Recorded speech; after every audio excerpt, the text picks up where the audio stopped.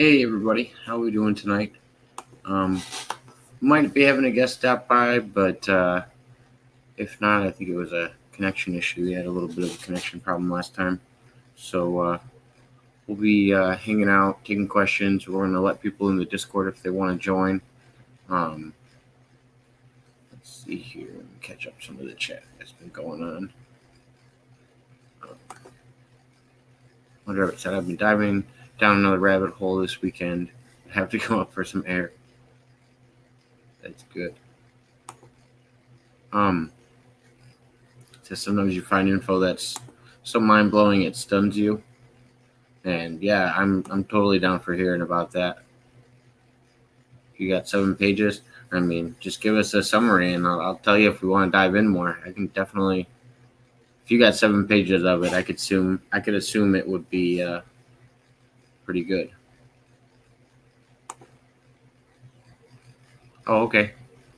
Thanks for stopping in. I appreciate it. But yeah, actually, I'm gonna get my safety net ready for the chat. But anyway, how'd everybody's weekend go? Hopefully good.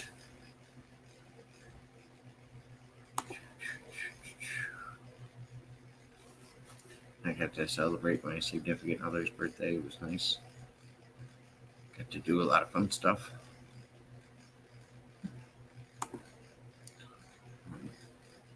Went out to eat. Went to a fair. Went and saw a band. Then we went and saw a band at the fair. It was fun. It was a good time. Couldn't complain.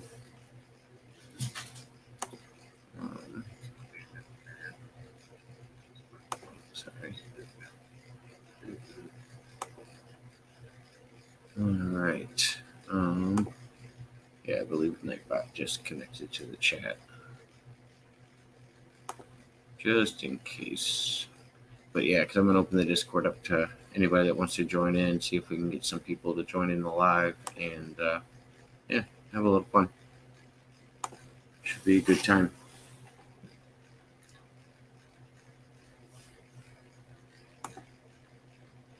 I started with stimulus checks, which led to scripture decode, which led to clones, which led to robotoids, which took me all the way to DC.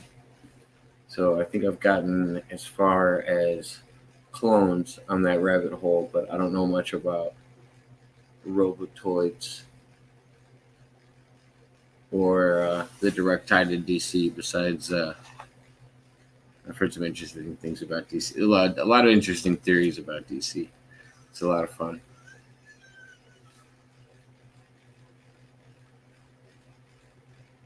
Oh, makes a little more sense. Yes, no, I do know of this rabbit hole, and yeah, it makes you if you are to go down this rabbit hole, it makes you wonder who's still with us and who's not, and how long they've been gone. Some people have a date for all of this stuff. I'm not going to drop any specific names, but there's a lot of people on the clone list, to say the least. But yeah, it is a deep rabbit hole. But I'm always interested in hearing what you got, as long as you're not giving specific names, because I don't know what'll happen if we say specific people are clones or stuff like that. Because I know some of the political ties to DC with it.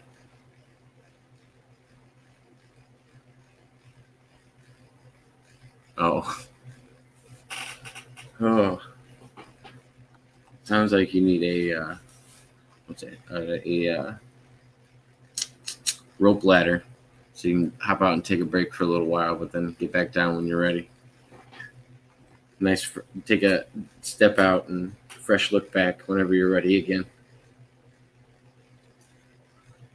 But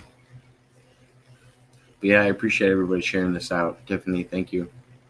Appreciate it. Appreciate it. Oh, well, I don't know how Florida works with that, but yes, could be a could be a good pastime, depending on the health benefits. But anywho, yeah, I was gonna have Rocco on if he gets a chance while we're on. I'm gonna have him jump in too, but haven't talked to him in about an hour or so. So hoping everything's okay. But he should get back to me regardless and let me know how everything's going. But until then, I'll probably just be on here hanging out, taking stuff from online if anybody has anything they wanted to talk about. I was looking for decodes on Bible scripture because I didn't think the Bible is what everybody else thinks it is. Do you think it's I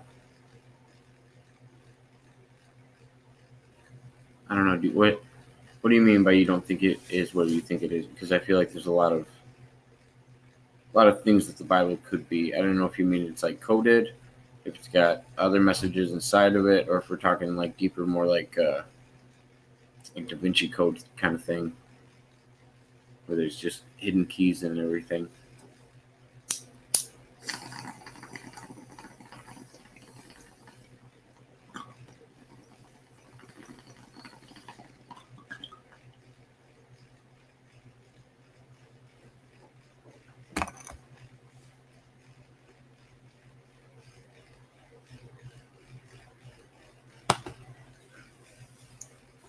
I think I have Nightbot updated where it's not going to ban people or block people for stupid stuff. It didn't ban anybody, but I think it temporarily blocked somebody last time. I think there's one on the list, so I'm going to I lowered all the settings, so hopefully it'll only get like tag words and repetitiveness and whatnot.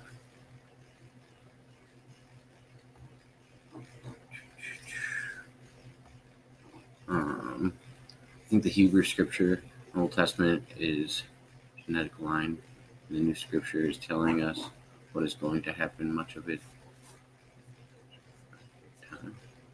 archaic terms. Do you think it being translated into all the different versions has harmed the scripture in any way from its original word? Because I know in a lot of these languages there wasn't even a direct translation to some of these things, and they were trying to use words that sounded similar.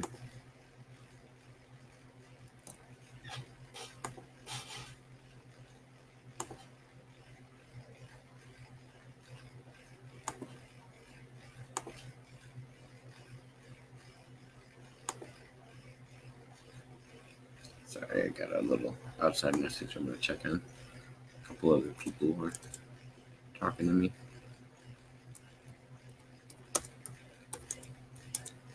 Sorry about that. But yeah, no, there's definitely a lot of differences between the Old Testament and the New Testament, and I've always wondered what some of the greater differences were, because I feel like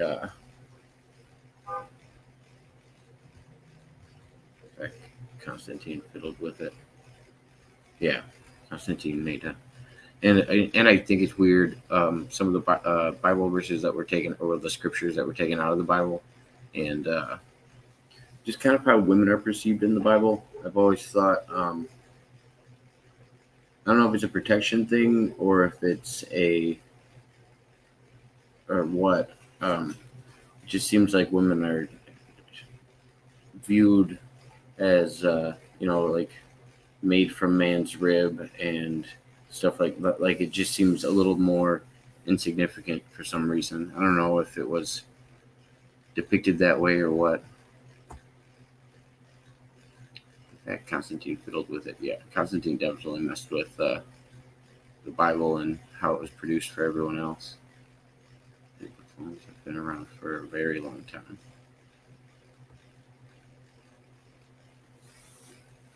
It's interesting. I don't know if I'm not even sure if sorry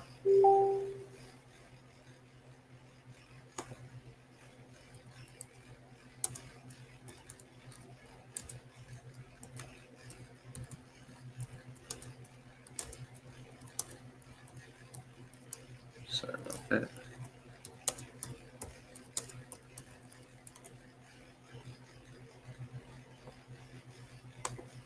But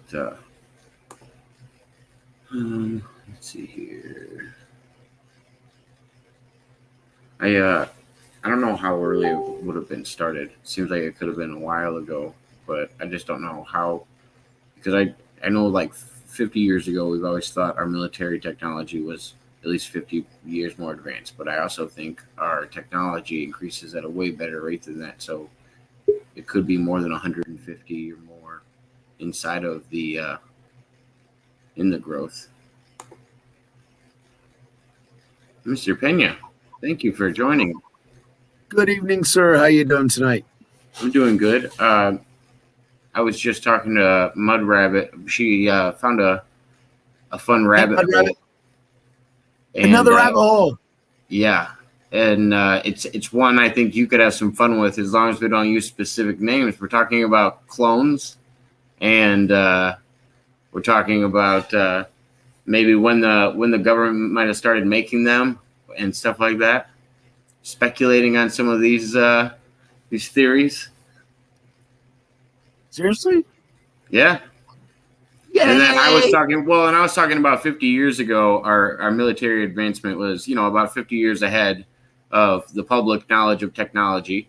And then I feel like if that was 50 years ago and the increasing rate of how technology advances, we got to be at least 150 or 200 years advanced from public to military at this point. Or at some rate. Now, on this, we have to take into consideration. You haven't mentioned any of this before. However, the fact of there being human clone technology wouldn't be a novelty. Thanks, Mud Rabbit. Yeah, actually, cloning would go back to the Anunnaki, would go back to Atlantis, would go back to what Tellinger is finding in South Africa, to where Adam and Eve were cloned, and he found the energy circles to produce the energy necessary for the genetic altering cloning machinery that was implemented. That was also there. He saw between two big ass rocks, and all this is theoretical and everything else. So yes, cloning can be hearkened back to the book of Genesis in the Bible. So that the technology exists, absolutely no doubt. That we've had various movies about that, also no doubt. That was destroyed in the flood. Actually, the flood was destroyed because of the genetic manipulation, which is the times in which we're in today. Fast forwarding. So you think the technology started that circulation of flooding, and do you think it was? Do you think it's like the speculated story about Atlantis, like technology was getting so advanced and had to do with drilling? Existed. The problem wasn't the technology that was advanced; it was what the reasons for which they were implementing it for. Okay, when you try and go against God, sorry, buddy, you're gonna fucking lose, because in the end, God wins. Period. The end. Even if it looks like the board is going to lose, what does he do? He just freaking resets the whole damn thing and starts over. Why? Because it's his fucking board game. Now, what happens? Those that have a certain genetic, he sets up a genetic program for all of existence. Okay, for it to work in symbiosis, in sustainability, in a way that will be beneficial for all. That's why we're here, to be shepherds of the land, to keep the land, to benefit the land. And I keep swearing that I'm going to show photos of my garden, but this weekend was my 25th wedding anniversary. So my wife was going through all kinds of photos of the last 20 years. And I saw photos of when I first built this house 20 years ago. And subsequently the garden, the trees that I was planting back then. And I wanted to be able to compare that to what the forest is today. Because this is all absolutely clear cut. And if you look at it today, it looks like a Did you natural shoot me that bio. video yet? Did you go out and mow the yard for me and give me a video? Yeah, I haven't mowed the lawn yet. I'm sorry, I'm lazy about that. Nobody's paying me to mow the lawn, so I don't have a tendency to do that. Thanks, Mud Rabbit. Appreciate it. 25 years, silver anniversary. Congratulations. It's been a while. Yeah. But I took the whole family out yesterday to a churrascaria, a steak place that I absolutely love the way that they prepared the steaks. And so I took the kids there I spent a pretty penny. But after all, 25 years is worthwhile. My parents, for their 25th wedding anniversary, had a party, traveled to different places, and had another wedding, which cost a pretty penny. Unfortunately, I'm not my dad. So the best I could do was a great dinner for the whole family. Oh, well. There is, consider who my father was. Major Facepalm. Evidently, you know him, Jake. I don't know him yet. So welcome, Major Facepalm. I think Major Facepalm's over from Aaron's show. Haven't seen you in a while. Cool. How you doing? Howdy.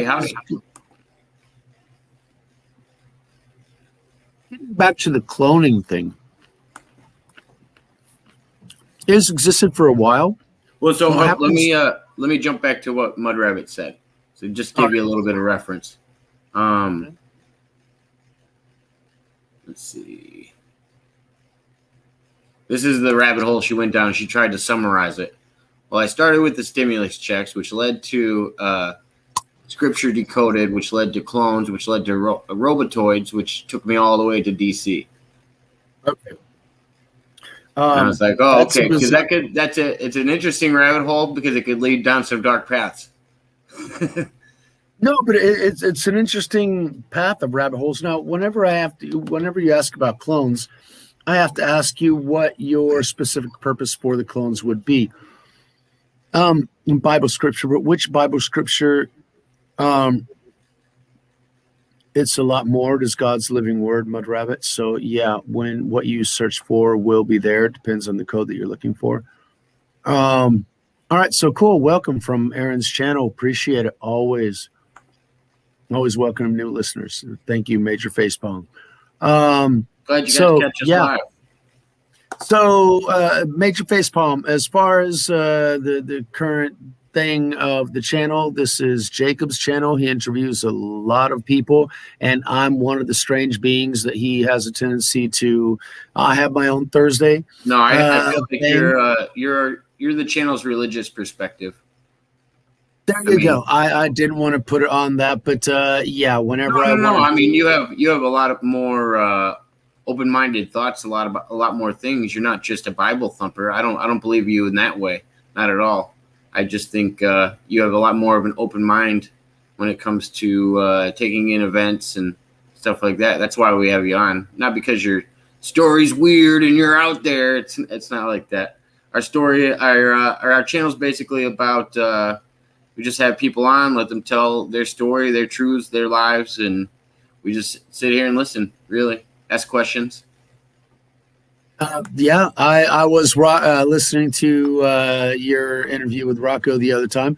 Hey, Tiffany, welcome back. So, yeah, the thing with Rocco and you don't like people that really like Trump all too much. That's okay. I get that.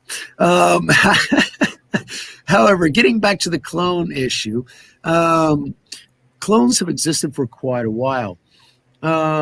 We have known about the clone technology as far as the lambs, the sheep. The sheep back in late 90s, I guess. Maybe the chat will be able to tell me what date they had cloned sheep in.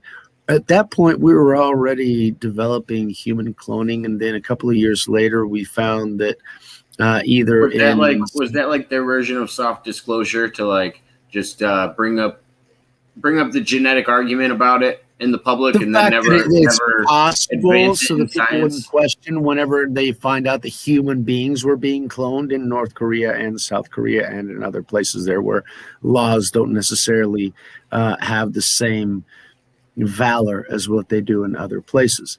Well, it's interesting to me because now we've gotten to a point like we started in science. We were like, oh, cloning's not ethical, and we shouldn't do something like that. Now we're thinking, all right, factory farming that we're doing instead of cloning is actually less ethical. Now we're working on ways of actually cloning meat so we don't have to kill multiple animals after animals and keep them in cages and all of that.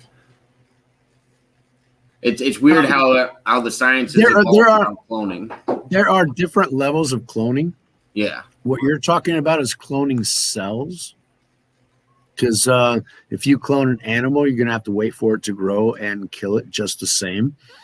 However, what you're thinking about is just growing this sporadic thing of cells. The thing is that those cells don't necessarily have the same lifestyle, influence, structure, and everything else. Dolly, yes, exactly.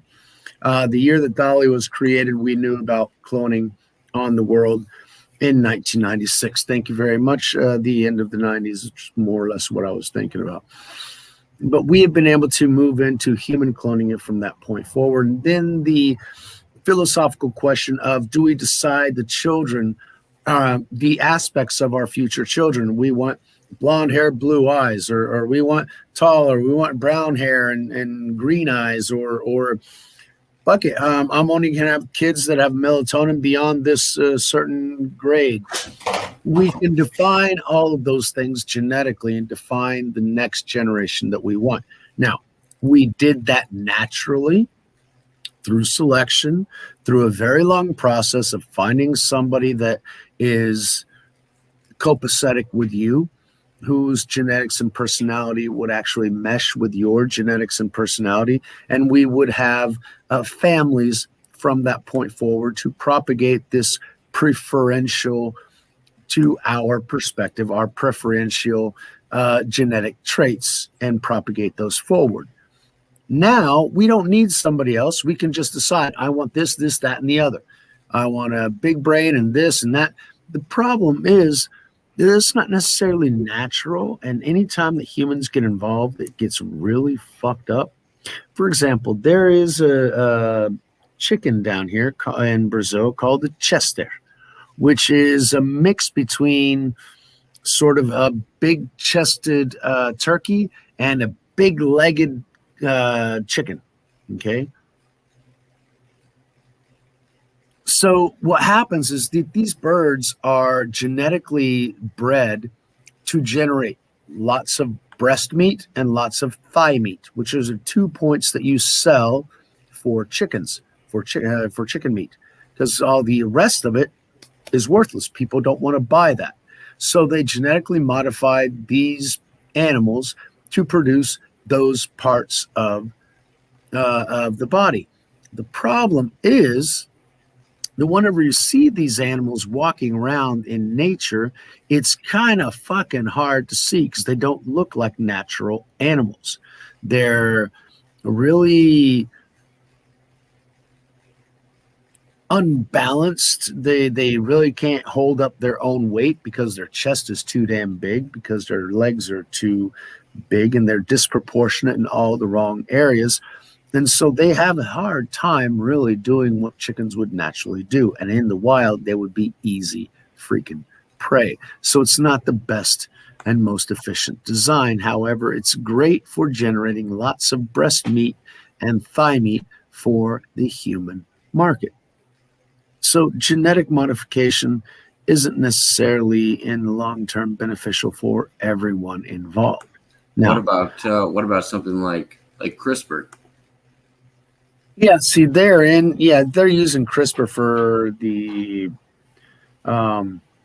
genetic modification that that gets more along the lines of me where you're kind of playing God when you're picking genetic. You are. See, the CRISPR is what they would use more efficiently, because before to do a genetic modification of an embryo or something like that, it could be thousands or tens of thousands of dollars for them to get the equipment. With a CRISPR kit for $500, you can do the genetic modification on the embryo. Bada bing, bada boom, $500, you're in and out. You program what you want. They already know it. The gene sequencing has been done for well over a decade, so we know which part does what. And so basic things we can actually modify. Do you want to do that? Now, the robots I'm getting to, Mud Rabbit, because that's the next phase of evolution, because not only do you want genetically modified, and because they're genetically modified, you belong to the patent holder for that genetic modification, which means that you now have an owner. They own your genetic code. After that, they'll get you. You probably check a box somewhere saying that they can use it in the future for anything that they want to share to make a combination that somebody else wants. Yep. Everybody's got dominant traits in their system. It's just a matter of which ones you want to fish for. It's not that your traits are going to be under their control to use. Anytime that you do a genetic test, they already have that information. If you do 23andMe, you're screwed. They know your entire code and the code of the majority of the family that you allowed to participate in that. And that was the objective of Google. With what Mud Rabbit just said, I was gonna bring up a specific person. Does anybody know about the theories behind Eminem, the rapper? Everybody thinks Eminem. I've listened to his music, but I don't know the theory. Everybody thinks his image changed, and that's some of the joke behind it. And then Mud Rabbit just started talking about CGIs. If you start getting into deep fakes, that's a whole nother ball game. The deep fakes are CGI deep fake. Okay, hold on. She's jumping around and she's getting into the future. We haven't even gotten to the present yet. Yeah. The fact that clones exist, present, actually past tense. The fact that we can super modify clones to make super soldiers, past fucking tense. Okay, that we can modify the genetic sequences to make people more appropriate to what we want. I mean, people with ultraviolet sight, I can guarantee you that those already exist. Okay, now, whenever we combine that with the Elon Musk Neuralink, to where we're going to be connected like cyborgs to the central network computer, it'll be one hive mind. So they'll have all these. Does a collective consciousness have to be negative, or do you think it'll just be made into a negative thing?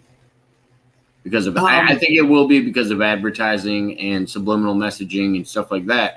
But I don't know. That's your idea. That's your idea of how it's going to bother you. That's a more specific negative trait, and that's fine. You can probably pay more in order not to get the advertisements. That will be an option that will be available. You'll have to download that patch. You say, no, I'm going to pay another 5% tax this month, and I don't want no ads on my stuff. And all of a sudden, the ads disappear because you're part of the network system. Now, the problem with the hive mind as being negative is that it eliminates your ability to think freely because you're always going to be induced by the hive mind. Yeah.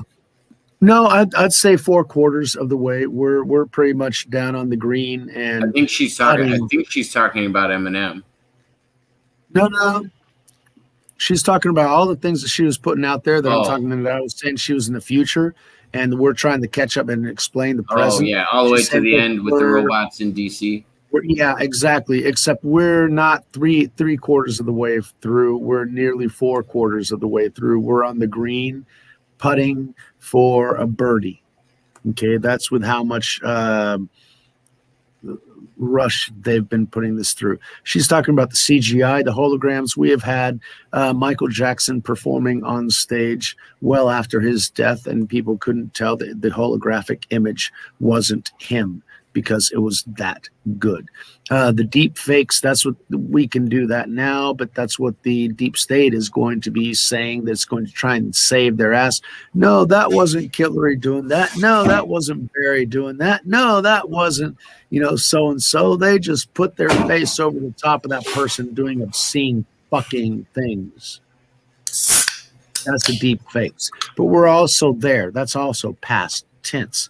What we need to look at as future tense is when we're going to maintain our original humanity, that we won't be altered by the globalist preferences, and that we won't be plugged into an all-controlling AI-induced hive mind. Because the AI will already be able to program your mind, hack your mind. They know the programming, and once he's in there, you won't be able to overcome it thinking you're smarter than the AI. Sorry, the AI is going to reprogram you. And from that moment, they're going to be able to tell you exactly what you're thinking. Okay, and if you're genetically modified, you're actually their property. So they can call the cops in to reclaim you as their property. You no longer have sovereignty, freedom, free will, free thought, your own conscious being. You are a part of the system. And that is what the last book of my favorite book always talks about: your loss of conscious individual freedom, which is why God created this entire reality is for us to be able to define who we are. What is the brightness of my light? How bright is my candle? Who am I, and what am I here for? When we're part of the hive mind, the communist central planner decides what you're here for and puts you to work towards their ultimate goals, not yours. And therein lies the problem. Now I'm going to read major face palms. Sorry, I've been on a rant. Apologize, I do that. Yeah. Whoa. Holy shit. I hadn't thought about that one, but yeah, Reagan definitely changed after that. Tiffany. Thanks, Tiff. Hold on. Tiffany, when we're talking about things like clones and stuff, we're just speculating and theorizing. But I'm glad you can learn things from our channel. I'm not going to make claims that I know anything specifically about clone. I'm not pulling up any evidence right now about Eminem might be a clone or anything like that. So it's just my speculation. I don't want to call it knowledge. My knowledge, because I usually back mine up with lots of fucking reading. I just don't make shit up. However, the Eminem thing is interesting. I would put that in the same category as the Clone Wars and that sort of thing. Yeah. And he went downhill with dementia. I mean, Reagan, he was going to, yeah, exactly. It doesn't compute. The individual doesn't compute when the masses. And this is something that I was studying when I was doing my master's in economics. One of the fundamentals differences in economic aspects, because China has dominated the global market for millennia. They're huge. They've always had domination.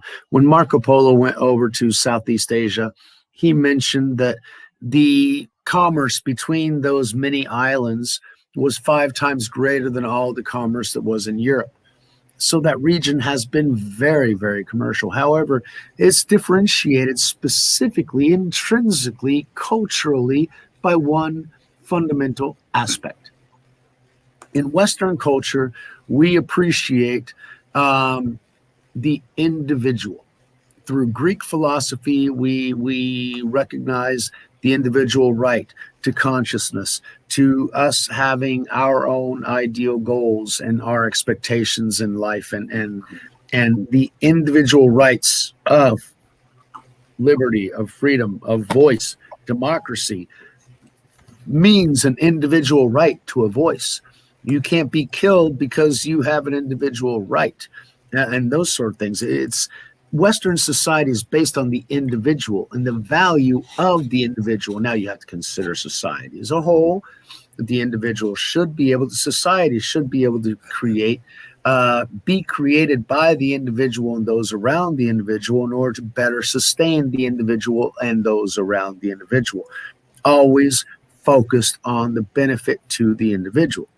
Whenever you look at society from an Eastern standpoint, China, Japan, South Korea, Philippines, that sort of thing, they all more or less have the same idea.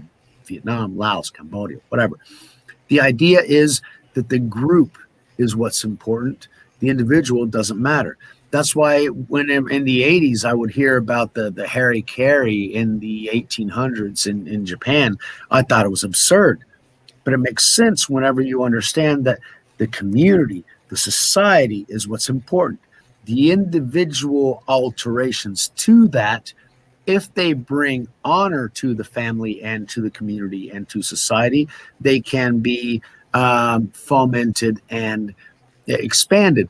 If they bring dishonor, it is best if they are cut off at the point. So either the individual commits suicide to stop dishonoring the community and their family, or the shogun, the sheriff of their region, will cut off their head to make sure that they no longer propagate the unhonorable actions within the community. So the Harikari wasn't necessarily, oh, I'm suicidal, I feel bad, so no. It's the entire community going, yo, you're doing some bad shit. We don't like it. Your family and our gods, which are the family ancestors, aren't going to appreciate it. You have to stop before you continue propagating dishonor among our family. And so the sheriff goes, look, you got two choices. You take your own life or I take your life. Period. You choose. So they're given a small dagger to plunge in, twist around, and cut up to make sure that they make as much damage as possible. And they have to be kneeled with their head forward so that if they don't do that, they can be easily, with the sword, have their head lopped off. So honor to the system was fundamental. You did not have individual rights. The system defined your rights. And that is a basic counterposition between Western philosophy and Eastern philosophy. The collective is more important, or the individual is more important. And then we get into that battle. Okay, now that developed over there because they had huge populations. It's starting to develop in the West. We're starting to disappreciate the value of the individual by appreciating the value of the hive mind, of the collective, which means what we all agree to is the only option possible. And if you don't agree with it, you're going to be excluded, killed, denied, canceled, whatever the option the collective chooses for you. You as an individual no longer have any rights. That is a problem of communism, socialism, that collective hive mind mindset. Okay, it's not that endemically it's wrong. Problem is that in the elimination of individual rights, it makes it fundamentally wrong because they will always be stepping on individual rights to guarantee the right of the collective. And who is the collective? Usually those on top controlling all the others. So it's not even benefiting everybody. If you're not benefiting the ones in control, they make sure that you no longer appear so that the collective will benefit them. That is what the ultimate ends to that reality is, and Animal Farm shows us that perfectly. I like beehives, and they're great, but then again, they do what they do, and they have no choice about it. Seppuku. Yeah, exactly. So, and if you don't do it, the shogun will make sure that the act is completed. Okay. Seppuku is that the name of the act? Seppuku is the Japanese name for what we called in the U.S. of harikari. Oh. Okay, harikari. Seppuku is the actual terminology for that. It's ritual suicide for the benefit of the honor of the family. You, like Hunter Biden, have done all kinds of sick fucking shit in order to stop dishonoring the family. You have an obligation to set justice right, and that is the Japanese way of looking at things. We are not that warm. Yeah, exactly. So it's an honor to the family because their god, actually, the Shinto shrines are basically like family shrines. You honor your ancestors. It's like, I'm not going to do this bad thing because my great grandmother thought that that was a bad thing, and I don't want to dishonor her memory because her spirit is going to be lingering around. And if I do things that honor my great grandmother, she's going to do things that will benefit me. That's their thought process. That's their religion. That's okay. I don't obligate anybody to think other than how they think. I'm simply here to plant seeds. Our Father goes well beyond my grandmother, my great grandmother, my great great grandmother, my great great great great great great grandmother, who I should probably consider but don't even know. So there's an extent to where our family heritage should define, how those spirits act within us or on us on this earth. Then you get into the polytheistic religions, the Mayans, the Incans, the Romans, the Greeks, the the Hindus. You've got all of these multi-theistic, polytheistic religions that put the power of the spirits in virtual all these different entities. And then you've got the monotheistic religions, some of whom which were twisted, but they considered there's one sacred source, and from that all things flow. The closer we can get to that sacred source, the better. What is the sacred source? It depends on what your search is. Mine is the truth, the life, and the way, as Jesus said. He is the truth, the life, and the way. So that's my sacred source. Others can have theirs. Hey, good luck to you. Cloaking, holograms. Okay, yeah, holograms. I'd say we've had since 2001. We didn't even know that until now, but yeah. What was the demonstration that the military did in South America or whatever that Kennedy denied, and it eventually got opened up in some documents. I think it was public knowledge at one point. He shut down this operation that was supposed to reveal a cross or something in the sky, or that's news to me. I don't know anything about that. Oh, I thought I had read something about that. I could be Good. Enlighten me, educate me. I'm always willing to learn new things. Absolutely. I believe. I'm thinking Bay of Pigs invasion, but that was too superficial. You're going deeper than that. Yeah, no, this was a program I believe that was presented to Kennedy, and he actually shut it down. But I don't know if they ever went on with it at a different point or what happened. But there's definitely been some things in the sky that people have questioned before, where I don't think that we could disprove that there's holograms out there of some sort. Well, holograms, Saudi Arabia did last year. A hologram of two plants in the sky. They're doing it now with rock. They're doing it now with rap concerts and stuff. They're bringing back people that have passed away and putting them on stage. Yeah. I mean, we're doing it. About. They had Fred Astaire along with Michael Jackson and other people. They get their holographic image up there on stage. Nobody can tell Tupac. The difference. I think they've done Tupac. They did somebody from Bone Thugs and Harmony. I think they brought Biggie back with Bone Thugs and Harmony. They've been doing some holographic stuff for a while now. Yeah, that's all past tense. That's not what was happening in ancient Egypt, the holograms or alien visitations, because obviously maybe that's when it started. Holograms. Karmic aspect that is believed to be passed on unless committed. Yeah, because you're going to be carrying that baggage on to whatever you do afterwards. The dishonor that you carry with you will be passed on to future generations. That's their karmic idea. So the dishonor from the family and the spirits of the families won't be on you. And so your life's going to be kind of really fucked up, and so is that of your kids. That's their ideology. So yeah, it's understandable from a karmic aspect. 25,000 people called emergency services. Sorry, the triangle UFO flyover was not a hologram. That actually was the TR-3B. Different things.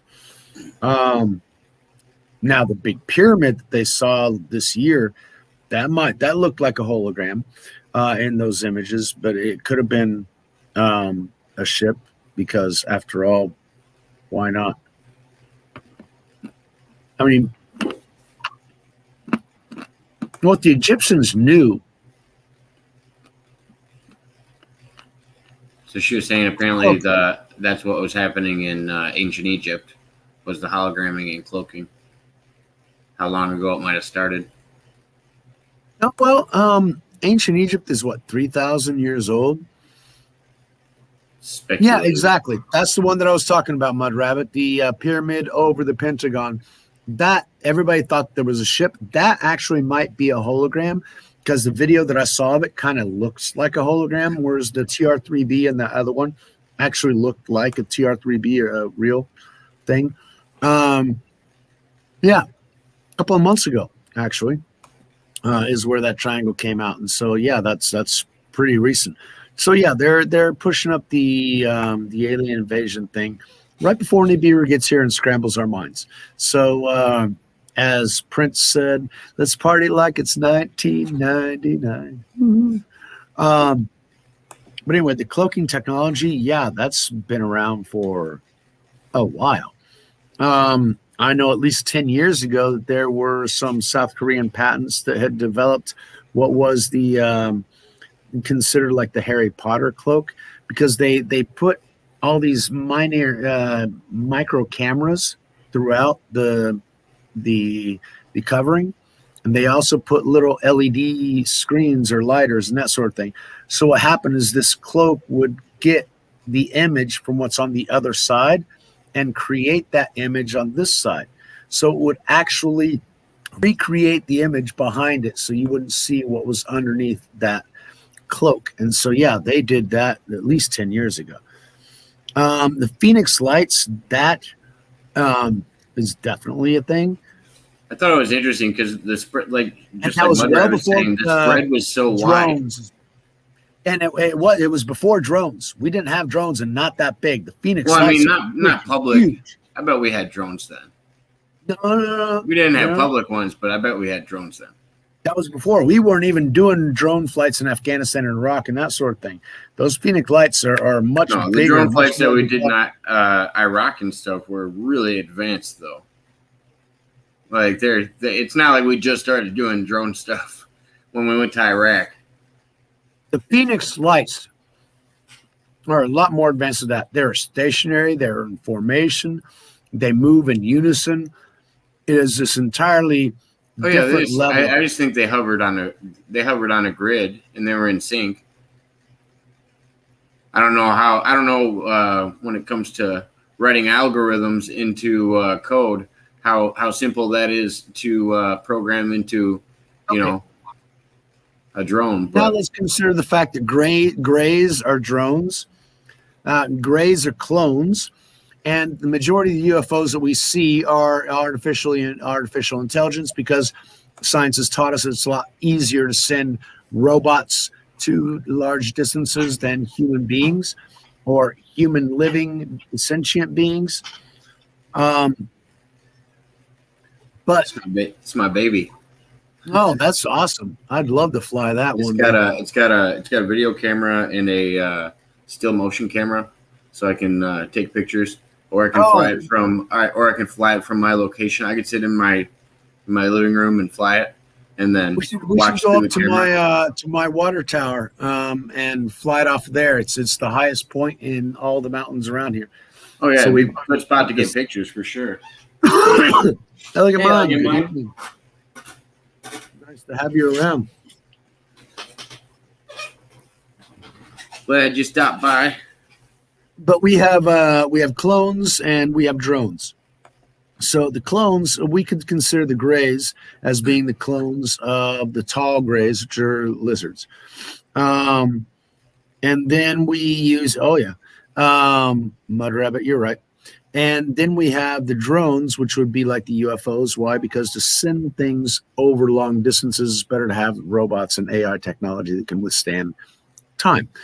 So they get here and they do something that is completely, pre-programmed and everything else. So yeah, they can be sequential. They are from this planet. I seriously doubt it. We haven't gotten to that level yet. Now, the beings that want to control us, yeah, I'm sure they've gotten to that level repeatedly. Because as I was talking about Egypt, we think that the pyramids were built 3,000 years ago because that's when the civilization of the Egyptians developed and everything else. Now we're finding from the foundation that the pyramids might actually be as old as the Sphinx. And the Sphinx we're thinking was older than the pyramids. Oh, that's 10,000. Oh, wait, but because of the watermarks, we're finding out that it's more like 15,000 years ago. So the Sphinx 15,000 years ago, and the pyramids 3,000. Well, they're starting to move that one back too. They're finding out that there's more stuff under the sand they hadn't figured out before. So how long have we been here? How many, as the Mayans said, how many phases have we been through? The Mayans believe this is the fifth generation of humanity on this planet. We've been wiped out 4 previous times, and each one in a different way. The last one being a flood, but the next one being fire. So, holy shit. Does that mean a comet? Does it mean that our sun goes supernova? Does it mean that, Nibiru comes by and basically tosses it all into fire until we're cleansed and whatever? Look at mine. Yeah, we're doing good, but I always go down dark fucking rabbit holes. So somebody pick me up. Yeah, exactly. The grays are the clones for the tall grays, which are more like the lizards. Yeah, they're integrated with it. Exactly. Because what scientists are actually debating nowadays, that you can't actually send sentient beings over vast distances because they will die. Now, that's what we do because we're mortal. But if you send robots or that sort of thing over vast distances, they can shut down and then reboot whenever they reach their area. And so it's easier to control their activities if we're not, traveling through portals and making sure the distance is irrelevant anyway. So there are these different areas. Yeah. I like this because we were just talking about growing meat, and I was just like, oh yeah, like you couldn't grow a skin suit. Oh, of course you can. Oh man, you can grow a skin suit. You can grow a skin suit that turns colors, that does whatever you want it to be. You can make a skin suit that, like the octopus, becomes invisible because you match your environment. That's all possible, and they're already genetically modifying that. What do you think some of the things that the super soldiers have are? Day at the beach. Congratulations. Yeah. But then again, we're at the end of the 5th incarnation because the end is near, my friend. The end is very, very near. As soon as they make from what I've heard, as soon as they make the VC mandates, the passport mandates obligatory worldwide, then we're going to see some serious shit happen, because that's not going to happen if people don't allow it. Nothing can stop what is coming. Nothing can stop what is coming. We also have the quantum financial system. So the financial centers that have defined everything will also go down. Oh, Elegant Minds, you're going to have to rewind to the first part of this hour because we're on 55 minutes now. We went down some rabbit holes, but anyway. Growing meat is where we started at, because there's a differentiation between cloning the animal and still having to kill the animal, and cloning the cells to create that meat. And that's that homegrown, that lab-grown meat they're talking about.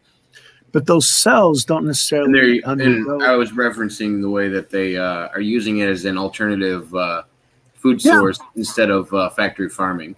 It's Yeah, a new thing that let me science explain. However, there is an influence and an impact on how the animal lives, on how its cells are. And how their cells are will have an impact on our cells whenever we digest them. So if an animal was treated badly, that resonance ends up in their meat. It's tough meat, it's hard meat. You know, if they were hungry and they had to walk up, and do lots of, that's some tough meat, and you can feel it. And whenever the cow was, happy, did nothing, it just wandered around, just grazing whatever, it's really big and fat meat. It's very fatty. And whenever you eat it, you also get that resonance and that impact in your body. If you've ever eaten non-lean meat, it's because the animal wasn't doing any exercise. It was stuck in its stall all day, just getting fed. So that's also not good for our body whenever we digest that stuff. So to avoid all that, they're going to be growing the best cells possible and developing those in Quanchia to make sure that we get the best sirloin meat available. But who's to say that the resonance pattern of that sirloin meat will be beneficial to us if it's repetitive? And that sort of thing. I can't read that. Lab-grown meats now mimics muscle fibers like those found in steak. Artificial steak is one step closer. Researchers have created a small sample of culture meat that mimics real muscle, which is key to creating large pieces of meat, with realistic structure rather than just minced. Like hamburger meat is what they're talking about. Oh, minced meat. Sorry. Yeah, sorry. But my question is, do you trust the original genetics that they're using for that meat? For example, we can buy Ellen DeGeneres sausages. Mm-hmm. Should that concern anyone? Ellen DeGeneres sausages? Yeah, I don't know. Literally, look it up. It is available. She's such a good star that you just want to have a little part of her in you. Exactly, and they have sausages that they have developed from her cell structures. Okay, so if you want to have her genetics in you, that's fine. That's also available on the market. I guarantee freaking to you. But see, just like in the jab, we don't know what the fuck it is they're wanting to put in you.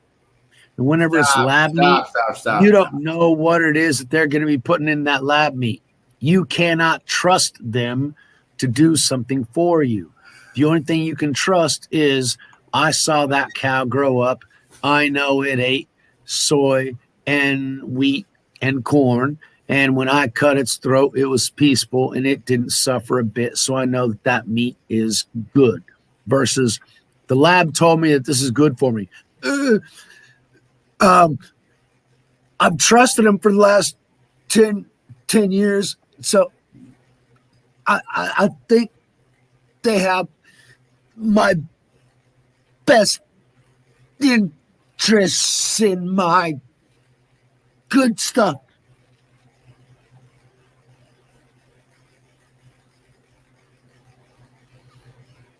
Don't ever trust the fucking government or big industry. And if you do, you're a fucking idiot. Because both of them want your money. None of them want your benefit.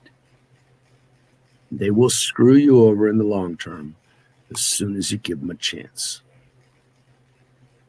Exactly. There's no life in it. There's no activity. There's no memory to the cells. They can try and do it scientifically, but we're finding time and time again that what they consider science is incomplete. Why? Because as human beings, we don't know it all. We're not God. And like you said, when we start messing around with genetics, we're trying to play God, and we don't know enough to do that. No. If you eat the grown meat, they'll put in the human flesh in there, and you'll get that rickets that comes from cannibalism, which Jake already looked up for us and found out that 45% of women developed it, men only in 18% of the But cases. it was only from eating one part of the human body. Oh, the brain. That's right. It Okay. wasn't from the rest Let's of the be meat. specific. Okay. It's not just from Eating eating human brains made and that it develop. also occurs from eating other animal brains. Okay, so eating brains is not a good thing. Period. Okay, no matter what brains. Don't be a zombie. Oh. Yeah, no, it's wild. All of the stuff. I mean, if you just want to talk about the sugar push that the government went through all through growing in school. Salt push. Yeah. The grease push. The anything that's bad for you push. Kudu. What is kudu? I've heard that, but I don't remember.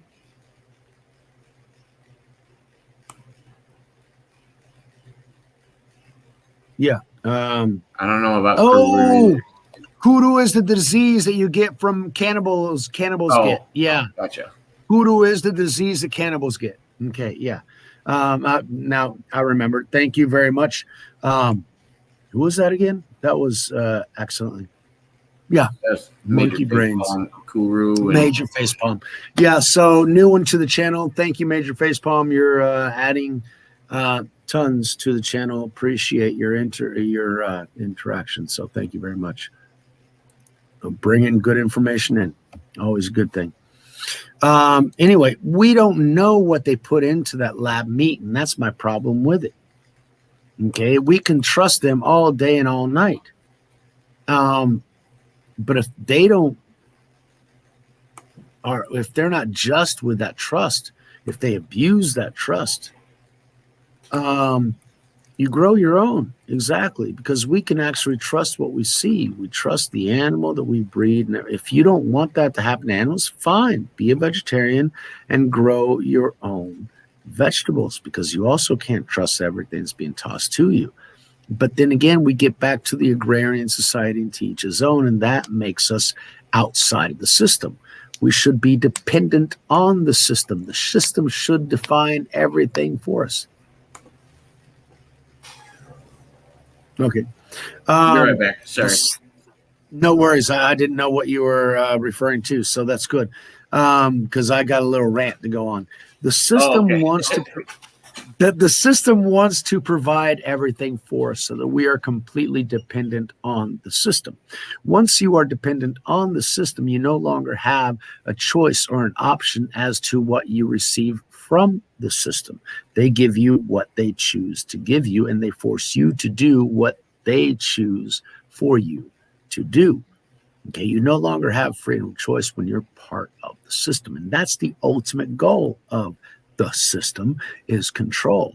And that's why, you know, in the book of John the Revelator, he tells us that the system, the beast system, will control everything about you, including the way that you think and who you worship.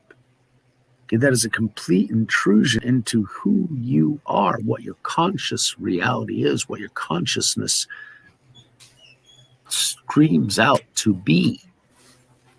Okay, so we cannot be dependent on a system. Now, the only way that we can become independent of the system is to have our own sustenance. And the majority of people, they can't. But the problem is, Elegant Mind, that whenever we try, and I've tried, but whenever you try and be completely independent from the system, we get back to the sustenance farmers that are dying of hunger here in Brazil because they divided good, prosperous farmland among all these other farmers, and they said, well, all these people can do a good job of it too, and they ended up fucking it up because it wasn't theirs. They didn't do the right job. And well, there's always something that still ties you down. But there's a reason why society progressed when we became an industrial society. When we stopped being an agrarian society, we progressed more. The problem is that we need the agrarian aspect because we cannot trust the system. Therein lies the problem. But we can't be completely agrarian because it's not sustainable. We have to have that specialization, but at the same time, there has to be a system of trust. And the abuse that governments have done has destroyed any and all trust that we can have in the system. For most people, it's not difficult. It's downright fucking impossible. How can you live in Brooklyn and be independent of the system?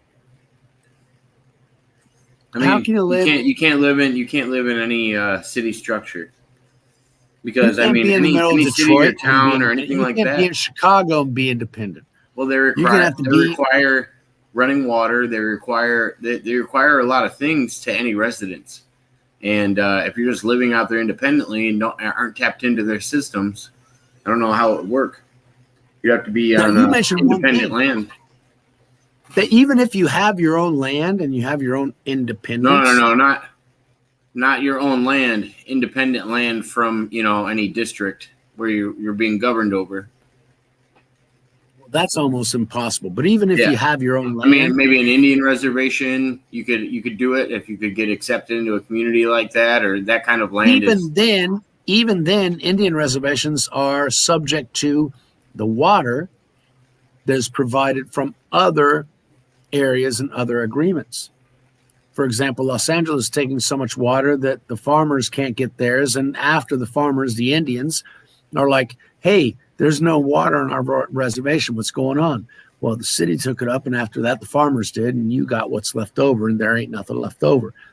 So true independence means that you have to have water, electricity, food, shelter, and waste management. All of those things you have to take care of. Otherwise, you are not independent. If you depend, like me, on the system for electricity, you're screwed.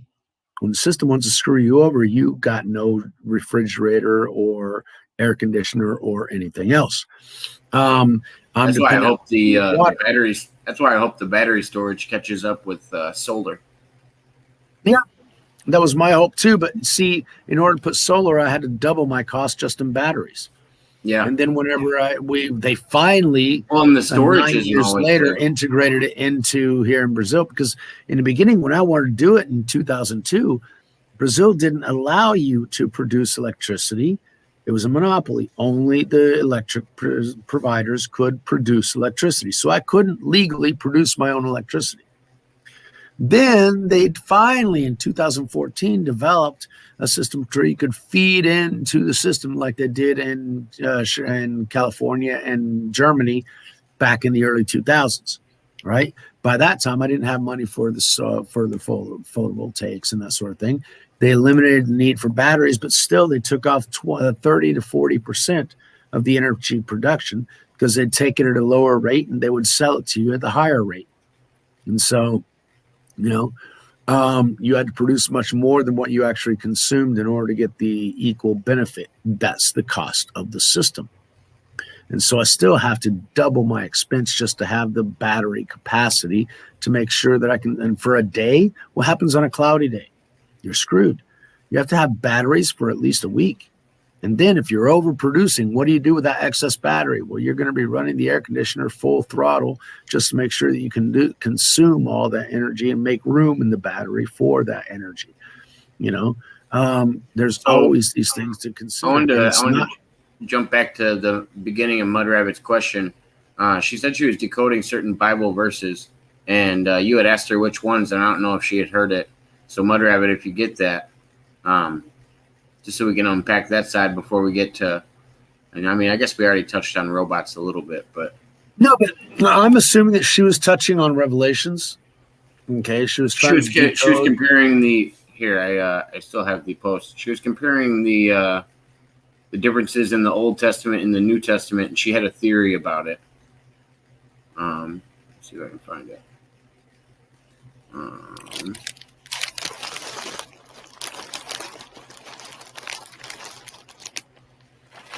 I don't know if I can see it anymore.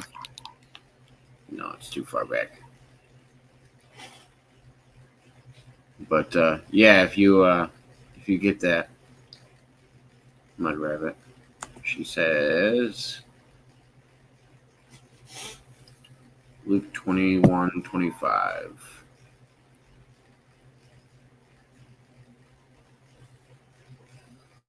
And what did you come to when looking through it?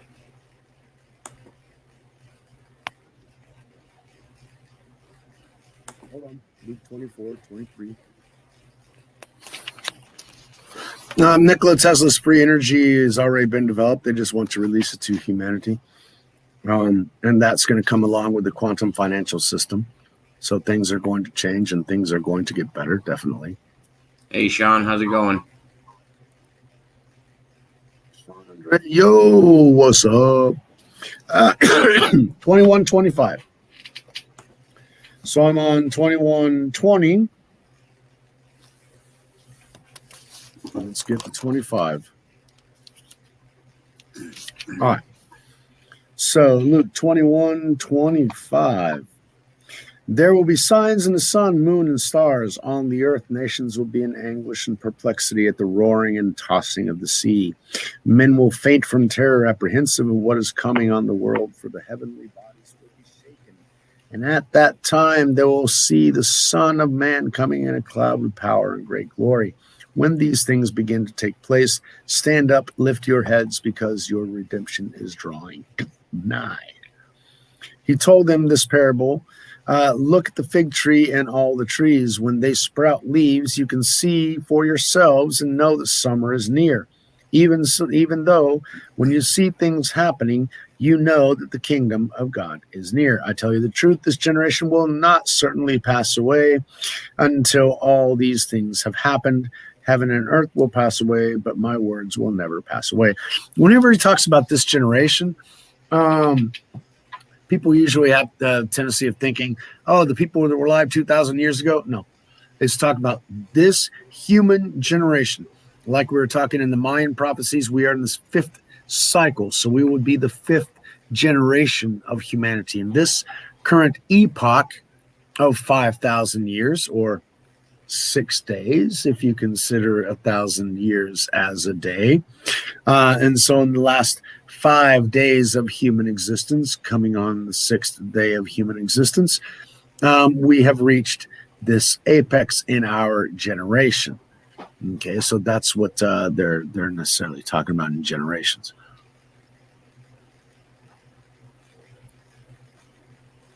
Some things have been eliminated to also reduce the hope that the Father is always with us, and that his words are always true, and that there is nothing to fear, because he is always on our side. He made this entire reality for us. There's no reason for him to abandon us. He always has his hand out to us. We just have to take it. Many slap the hand away and say, I can do it on my own. Fine, drown.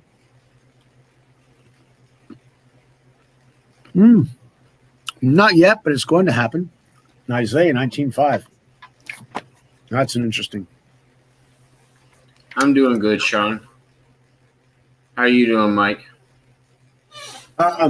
I'm good. I'm glad that they're citing Bible verses. That makes me all happy. Isaiah 19, what was it?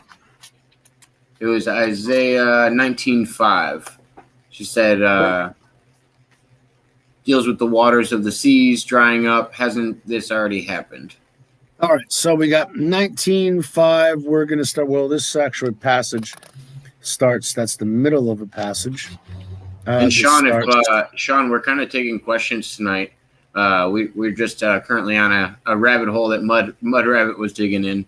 And if you have any questions, we're kind of dabbling with everything. We've talked about clones tonight. We've talked about drones tonight. We've talked about robots. We've talked about Bible scriptures. We've gone pretty deep. So feel free to Isaiah, because they brought it up now. This is chapter 19, Isaiah 19. It's a prophecy about Egypt, an oracle concerning Egypt. 19:1. See, the Lord rides in a swift cloud and is coming to Egypt. The idols of Egypt tremble before him, and the hearts of the Egyptians melt within them. Verse 2, I will stir up Egyptians against Egyptians, brother will fight against brother, neighbor against neighbor, city against city, kingdom against kingdom. The Egyptians will lose heart and will bring their plans to nothing. They will consult the idols and the spirits of the dead, the mediums and the spiritists. I will hand the Egyptians over to the power of a cruel master, and a fierce king will rule over them, declares the Lord Almighty. Chapter 5, verse 5, and this is 19:5. The waters of the river will dry up, and the riverbed will be parched and dry. The canals will stink. The streams of Egypt will dwindle and dry up. The reeds and bushes will wither, also the plants along the Nile at the mouth of the river. Every sown field along the Nile will become parched, will blow away and be no more. The fishermen will groan and lament, all who cast hooks into the Nile. Those who throw nets in the water will pine away. Those who work with combed flax will despair. The weavers of fine linens will lose hope. The workers in cloth will be dejected. All the wage earners will be sick at heart.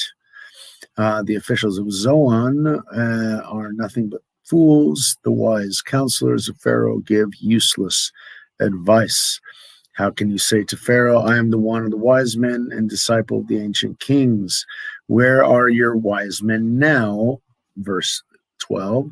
Let them show you and make known that the Lord Almighty has planned against Egypt. The officials of Zoan have become fools. The leaders of Memphis are deceived. The cornerstones of their peoples have led Egypt astray. The Lord has poured out unto them the spirit of dizziness. They make Egypt stagger in all that she does, as a drunken staggers around his vomit. There is nothing Egypt can do, head or tail, palm branch or reed.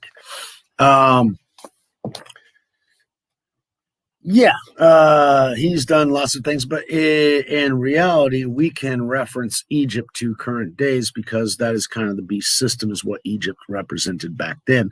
So these are the things that he's going to come bring upon the system and draw us nigh before the redemption, the great calling away.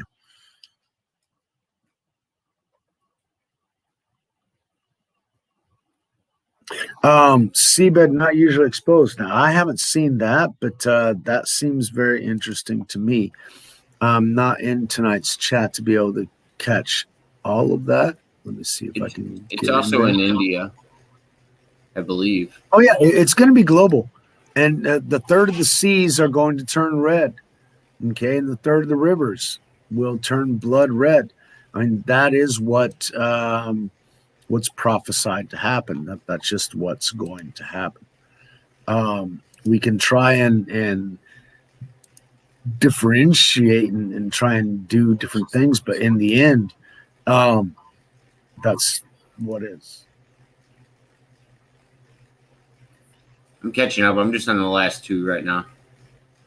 No worries. I finally got into the chat, and so I had a double spec.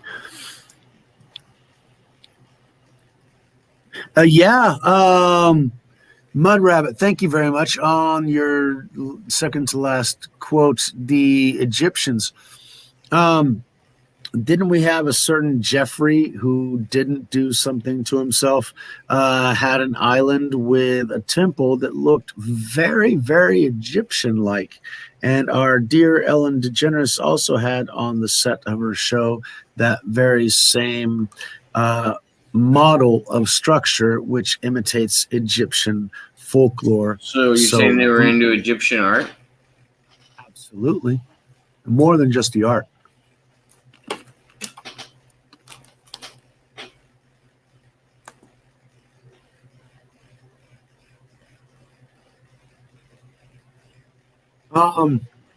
Major facepalm, I don't know. Besides the flood, the Maya had mentioned, but I don't remember.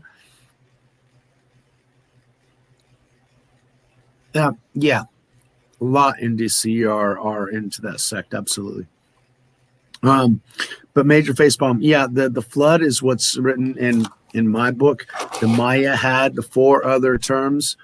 I don't remember exactly what they were because that was almost 40 years ago, but I need to look back into that. Don't know about the plasma and the mud flood. I'm sure there was an ice age, and there were other ways. They wiped us out. Plasma reminds me of the Atlantis story with technology. No, plasma would actually be solar solar storm, plasma radiation from the sun. or It a would basically flare. burn everything up. That's actually what might actually happen this next time is a plasma flare.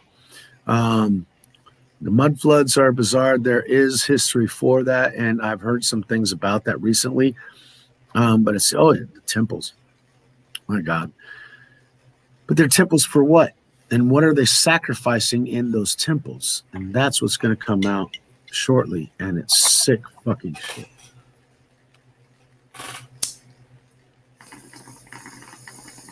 Tartaria. That's interesting. The river's turning red. Yeah, Revelation 16:4. Yeah. Places where the tide has gone out. Yeah, Europe. No, interesting. Mediterranean. I didn't believe it would go out that bad.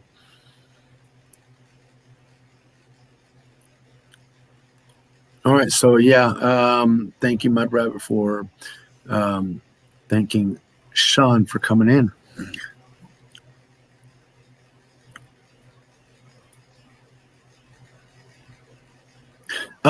It's not blaspheming the Lord, it's blaspheming the Holy Spirit.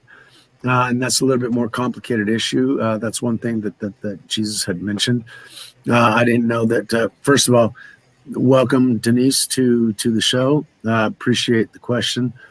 Yeah, thank you It's for not being normally here. Feel free to normally- ask any questions that pop in. As long as we can try to answer them, we will. No, absolutely, and I appreciate questions. That one is what happens is if he described her like a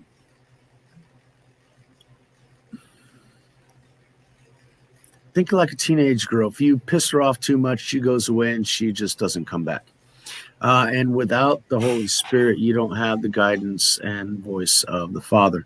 So what happens is that if you lie about the Holy Spirit, if you say, oh, the Holy Spirit told me to do this, and you're actually hurting somebody, and the Holy Spirit's going, I didn't tell you to do that. Well, you're listening to somebody else. So guess what? Continue listening to who you're listening to, because obviously it's not me. So see ya. And without the voice of God in your ear, you will not follow the dictums of our Father. You will do what is in your own will, what is the will of the spirits that are around you. And you will eventually fall away because you are no longer listening to the words of the Father. And his hand will be there, and he'll try and guide you back, but it's not going to be the Holy Spirit on your shoulder going, hey, remember, Dad told you not to do that. Yeah, really? Yeah. Remember such and such person back in Job did that. And, Daniel did that too. And you want to avoid the things that Samuel did as well. Yeah. Okay. Yeah, you're right. I guess. Whatever. But you're listening. You're listening to the Spirit. Okay. And so you can't blaspheme the Spirit. You can't say, oh, yeah, I was listening to the Lord and he told me to shoot 20 people. No, the Lord wouldn't tell you to fucking do that. 2 Chronicles 7:14. We're just flying around the Bible today now, aren't we? All right, 2 Chronicles. Getting to put you to the test today. They are. 2 Chronicles 7:14. 2 Chronicles 14.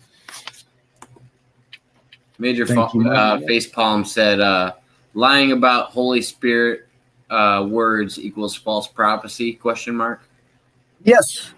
That also goes back to, I think it was the third commandment, which says that thou shalt not take the name of the Lord thy God in vain. It's the same thing. It's not saying, oh, God damn it. Oh, you're using his name in vain. No, it's saying, I'm a Christian. I follow Jesus Christ, and you do all kinds of satanic shit and child sacrifice and, doing all kinds of stuff that are not associated with the Father. And you're not taking his name in truth and into your soul. It's, you're wearing that jacket. Oh, yeah, I'm a Jesus kind of person. And you toss that jacket off whenever it suits you. You're taking the name in vain. You're not doing justice to what you say that you're doing. Whenever you blaspheme against the Spirit, it's sort of indicative of that. because you're not respecting he who sent the Spirit. 7:14, was that it? The last Second Chronicles 14. 7:14. All right, so 7:3 is a high water mark. The Lord appears to Solomon. Oh yeah, 7:11. 7-Eleven. I used to love that place. Hello there. How can I help you today? Anyway, when Solomon had finished the temple of the Lord and the royal palace and had succeeded in carrying out all that he had in mind to do in the temple of the Lord and in his own palace, the Lord appeared to him at night and said, I have heard your prayer and have chosen this place for myself as a temple for sacrifice. Verse 13, when I shut up the heavens so that there is no rain, or command locusts to devour the land, or send a plague among my people. 14, if my people who are called by my name will humble themselves and pray and seek my face and turn from their wicked ways, then I will hear from heaven and will forgive them their sins and will heal their land. Now my eyes will be open and my ears attentive to the prayers offered in this place. I have chosen and consecrated this temple so that my name may be there forever. My eyes and my heart will always be there. So that is 2 Chronicles 7. Yeah, that's what Mud Rapid put up. Exactly. Which is, most importantly, when they repent from their wicked ways. In other words, it's not that everybody's going to be saved there. God's going to save them. Everybody can be saved. They just need to give up the spirits that they're listening to, go away from their wicked ways, give up their wicked ways, and go back to what the Father had told them, which is sustainable, which is good, things against which there are no laws written. Being kind to other people, being generous, being helpful. There's no law on the planet that tells you not to be generous or helpful. Actually, in the United States now, there is. You can't give homeless people food in New York without a license or a place, or otherwise you get fined and everything else. But that is the Antichrist spirit. The beast system wanted to control any and all who are in it. And it's never too late. As long as we're here, it's not too late.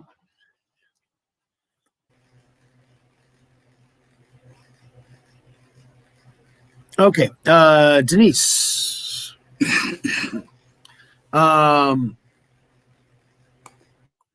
You ask for forgiveness many times, but you don't feel forgiven.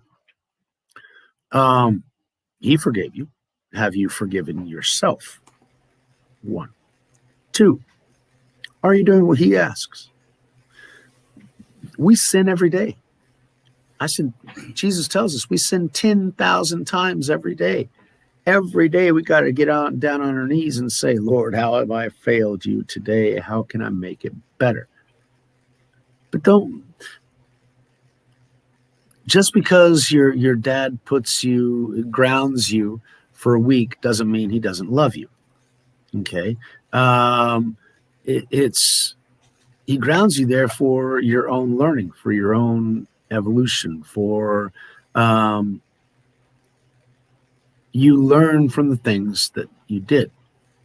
I mean, I've done a lot of stupid shit in my life. Yes, I've learned from a lot of it. I've learned from other people doing seriously stupid shit in their life. And I tried not to equal the stupid shit that they did, so that the things that happened to them wouldn't happen to me. Those are natural consequences that happen in this reality as the karma of this reality. But he wants us to have our consciousness elevated to another degree, to where we're not focusing on what the consequences in this material reality are. Hey, if nobody sees what you do, nothing really happens, right? No, because he always thinks. So it's about your essence being true, not just what everybody else can see is true. And that's what happens. You know, a lot of people project, oh, I'm this good person, because whenever the cameras aren't there, whenever nobody else is there, they're a piece of shit. They're a piece of garbage. They kick their dog. They, spit on their bird, or whatever the fuck it is that they do. They don't care, because it's not an essence of them. They're doing a put on a show for everybody else. And for them, the reward is what everybody else is telling them. Oh, yeah, you're such a great human being. Hey, you're not a great human being. I know you're a piece of shit. He knows who we are. And when we want to be close to him, and whenever we want to do the things that please him, he will show us his pleasure. And we feel it. Now, it's not immediate. In the beginning, it kind of is, because his presence is all consuming, and it just makes you thank God that you're alive. But as we grow, and he takes a step back to allow us to ride the bicycle without him holding us upright, or to walk without him holding our hand. He's always there watching us, but we're walking and we're stumbling because we do stupid shit and we're still learning. That's part of being alive. We stop learning when we're dead. Let me try to catch up some of this chat. Sorry about that. Denise also said, but I did say some bad things. Is there a way back to God? Sorry, I'm confused and hoping I can still go to heaven. All right. Yeah, integrity, Mud Rabbit, thank you very much. Is what you do when no one is looking. Denise, you can't quit smoking. No, there's a lot back here. I was trying to catch up to. Okay. Yeah, because I haven't asked for forgiveness so many times, and I do not feel forgiveness. I am terrified to be rejected because it says you cannot be forgiven. So is it not too late?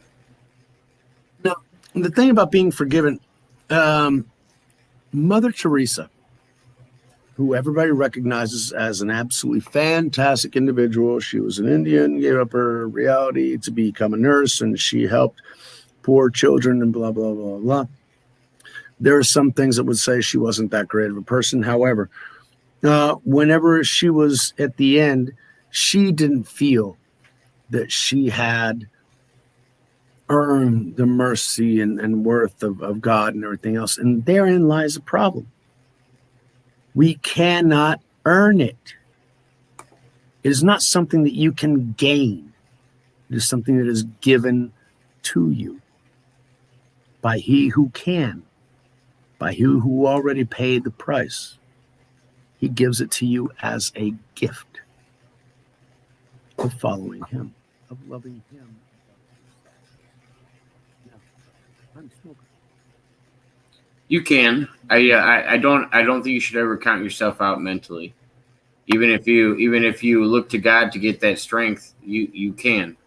I mean, whatever your strength is that you need to pull from, you can find that support somewhere to help you. Does this cigarette mean that I'm not a Christian? No. It means that I'm not a perfect human being. It means that there are things that I need to learn and I need to improve in my life. There are certain perspectives that I need to adapt for my future self, for the benefit of my family and my friends. My wife doesn't like the smell of cigarettes and everything else. And smoking cigarettes means that I'm outside more than inside. And if I were inside, I'd pay more time with other people versus out here enjoying fresh air and cigarette smoke. Doesn't mean I'm not perfect. No. And we're not living by human judgmental norms. We're here by God's norms, and his is mercy.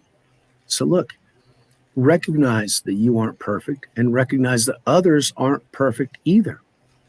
And if you're not perfect, others aren't perfect. You can't judge anybody else for being less than perfect because you're not perfect either. So then we just learn to share mercy and love and peace and harmony. And that's what we're here to do. We are not saved by our merits, but by his mercy alone. I like what Tiffany said. She said, "You are awesome, Denise. You have a beautiful soul. You have a good heart, and God knows that." He looks into all our souls. He looks into our heart. He knows what we want before we want it. He knows who we were before we were born. We defined what we wanted to do when we got here. I'll be right back. Yeah. I mean, none of us are perfect, and we'll all probably have regrets at some point. It's just hopefully we learned from all of them. Thank you for the advice. Oh yeah, I'm glad everybody in the chat was able to help you out, and I hope we were. He said we all stumble, have our ups and downs, forgiveness and love. Yep. You're welcome, Denise.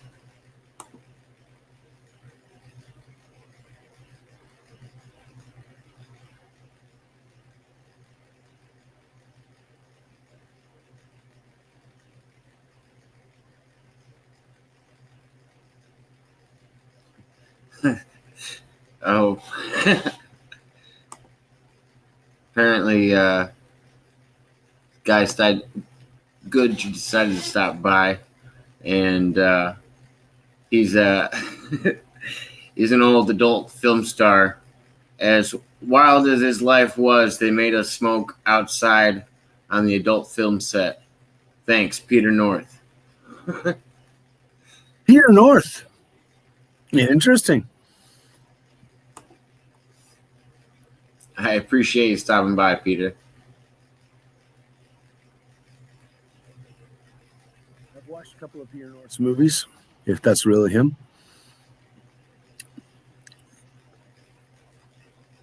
Yeah, if you feel guilty about the things that you've done, that's good, because that means that you recognize the error of your ways and you're willing to change it.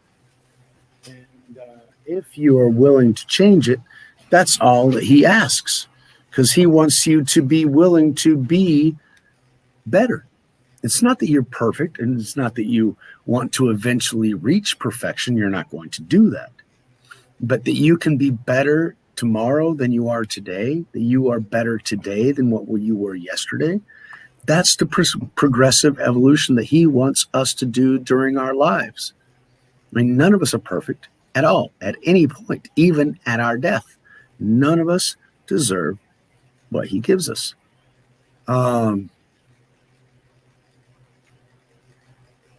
It's not us, it's the Spirit that's talking through us. Why? Because God loves you and he wants you with him.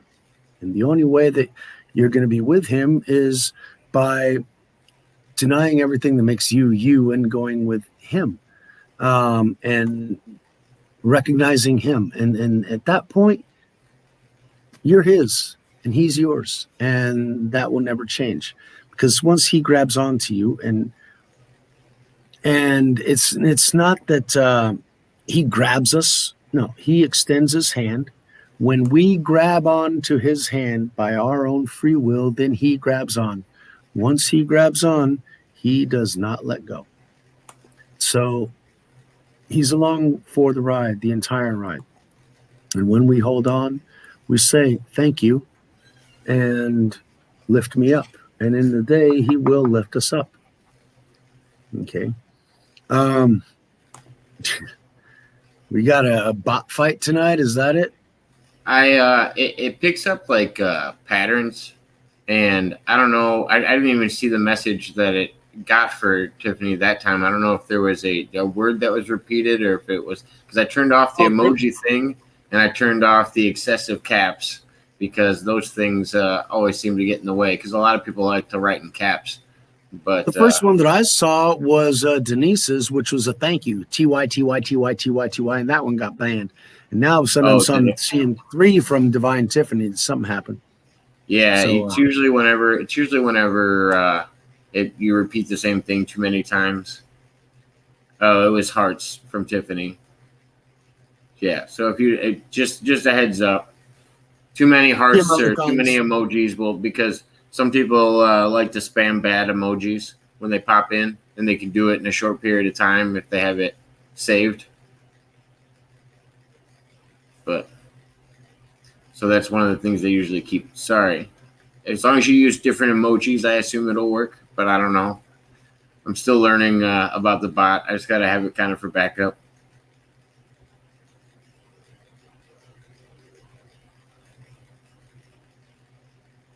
Catching up with the chat, sorry. Your Nightbot's doing quite a job.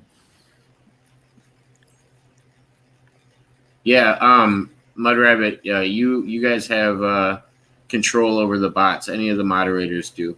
So, Tiffany, if you'd like, I can make you a moderator just so you don't have to get censored by the bot from your emojis. And then we can just Sure, keep Tiffany the deserves people. it by now. I'd rather have my regulars protected. Absolutely.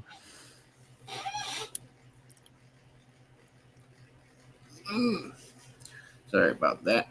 All right. So yeah, Denise, you're very welcome. Always the questions and comments are welcome. And like Jacob said, I put in that theological perspective of things. Why? Because that's what he put me here to do.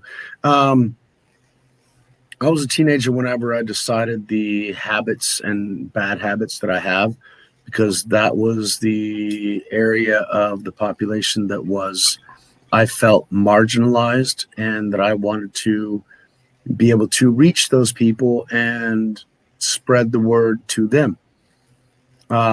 So here I am on the drunk smoker community, spouting all kinds of words to people that sometimes may believe them or not. But hey, it's what I chose when I was 13, 14 years old. So we'll go. I wanted to drop a little piece of knowledge. Everybody that is in the chat on YouTube, Nightbot has commands, and he's actually a DJ as well, and he has a list of free music that's connected to him. So if you, I gotta double check what the commands are. I'll save them and share them, and basically you can play them just by punching in any command.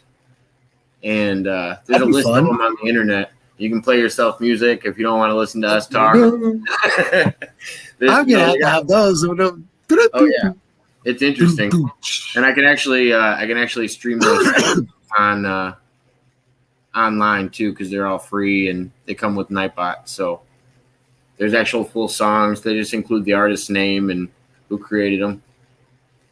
That'd be fun. But yeah, it comes with like a playlist of more than 65 people, just that they try to match with my taste. It's interesting.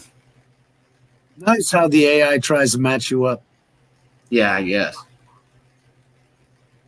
Well, at least the free ones that we get online, I don't think are as good as we want them to be. I bet the ones that are dialed in for security systems are a lot better. I'm still learning and navigating them.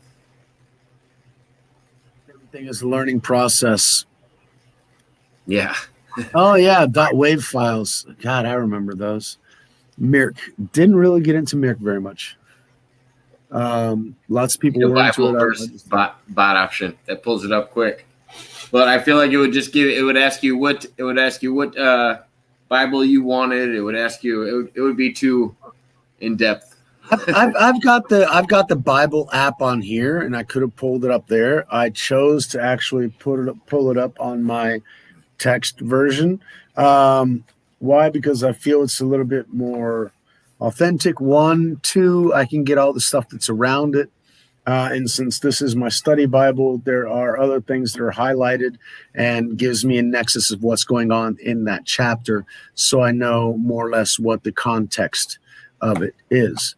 So yeah, I prefer to do it the old-fashioned way. Besides, I know that these words weren't altered. Anything in the electronic format can be altered. Amazon has shown us this by changing the wording on the Catcher in the Rye in people's version that was already saved on their phones. So yeah, they go in and they alter the digital formats that they have access to. So if you have something that's actually printed and physical, unless it's the Mandela effect and they go back to change time itself, it's going to be difficult for them to change the words that are in your written Bible. Whereas China has already... You to reference the ones that you've read before and you're more familiar with. I think that helps as well. I've read all those that they mentioned I had read before, but I didn't recognize from the verses. But don't you feel like the one sitting next to you is more familiar? Oh, I've got Bibles throughout the house, and they'll all be familiar in one context or another. But yeah, in the particular text that I've got 2 Bibles that I reference common. One is for specific verses, and another one's for the study Bible. One's a study Bible. The other one's my Lutheran Bible that my grandparents bought me when I was confirmed, and that's more of the kind of St. James down to the nut and core gritty of it. And I've got a student Bible that I bought when I went to the seminary after college. That is the NIV, the New International Version, but it's split up with lots of different references of certain phrases and verses that stand out throughout history. So whenever I look up the verses, I see the things that are around it in this particular study Bible, which is the New International Version, whereas my preferred one is the King James Version that my grandparents bought me. Why? It's because thou, thee, thine, and that sort of thing. So Berenstain, I still remember I remember EIN. Now it's AIN, isn't it? Bernstein or Bernstein. Yeah. Yeah. Because I remember Berenstain Bears. EIN. Now it's Berenstain AIN. Yeah. So now we've moved on to the Mandela effect. We are there. Do you want to go into Project Looking Glass and how that could have affected had an effect on the Mandela effect? Do you want to look on the different sectors to where people couldn't see through the looking glass beyond 2012 because all possibilities converged onto one unique probability? I always enjoy a good Chronovision talk too. Dabbles into the same categories. Well, for the coronavisor, you're going to have to talk to Aaron and his guests. Oh, no, I know a lot about the Chronovisor. You've seen one? And I know, no. I've never seen one. I can't claim to have personally seen one, but I do know the inventor of it. I've seen the patent for it and know a little bit about the research behind it. And some of the people that Aaron's had, I know all of their testimony that's public that they've talked about. So I do. When I dive into something, I get a little overboard. Absolutely. But why? See, now whenever we talk about the Mandela effect, it's basically, well, it's kind of bizarre because on the idea that everybody thinks that Nelson Mandela was dead. Okay. Yeah, exactly. It bugged Hillary more specifically because they couldn't see past 2012. Absolutely. Because they couldn't change things after that. And kind of bizarre because 2012 is the year that the Mayans said was the end of one cycle and the beginning of the next cycle was 2020. So we're there. Welcome to the next cycle. It's not that the end is near. The end was already here and it went gone by. We're in the new beginning. What the fuck are we going to do now? Because it ain't looking too good so far. But the Mandela effect was based on the idea that everybody thought that Nelson Mandela had died. Okay, why? Because he went to jail. So he was taken away from the limelight. People forgot about his existence. I personally knew that he was in jail. He wasn't executed. Later on, whenever he got out of jail, we're like, holy shit, that guy's still alive? Wow, history changed, I guess. Once timelines merged, retro may have possibility ripple back time created. Yeah. That's if we're talking time travel and some of Aaron's guests, and I think a going back and changing of events, whether you're talking about the Y2K bug or any other significant event that was supposed to happen and never happened, if that could have been or altered, like the South winning the Civil War. I've heard weird ones. I've heard a lot of weird things about the Civil War, and I think it had a lot to do with just the transfer of information at the time too. I feel like there could have been battles going on with it that the South was winning at the same time they didn't even know that the war was over elsewhere. So I do think there was a lot of confusion in that part, but who knows? Unless you can go back with something like Chronovisor or something like that and actually watch I feel like But like up to like date. we talked about last chronovisor- episode, how do you know that you're going back in time and not influencing that perception of time from Well, your because the dialogue? chronovisor itself is just dialing into that. You're not actually taking hold of anybody or being in that actual time. You're not taking taking up space in any way. But the Project Looking Glass depends on the perspective of who's using it. Yeah. I feel like That's when it going comes into to the Looking future, Glass, which is though, probabilistic. they dabble with future events. I feel like that's when you could be looking at different outcomes. If you're looking at past, I feel like up to date looking at past, I feel like what you looked at in the chronovisor could change depending on future events. If somebody from the future goes back and changes a past event, that could change, and that is a ripple of the Mandela effect, like I was bringing up. But I don't know that a future event could ever be predicted. I feel like there's many possible outcomes, and then it eventually gets dialed in when it comes There to is an things like ultimate Project Looking Glass. There is an ultimate quantum probability. Mhm. When that probability is reached, it is realized. We know the possibilities and the probabilities, but not the ultimate probability, and that you would need a quantum computer to figure out. However, Google has a quantum computer, and now today they defined that they were able to decipher a quantum crystal, time crystal. So that's bizarre. That's another rabbit hole I'm digging into. Yeah. That's funny, Mud Rabbit. That's funny. I think it's also possible with the public's little knowledge of these events that happened to these child participants so long ago. Is it possible that they were actually visiting parallel universes rather than actually time traveling in our own existence? Just like I was saying with future events, is it really that easily dialed in, or are you looking at a possible chain of events?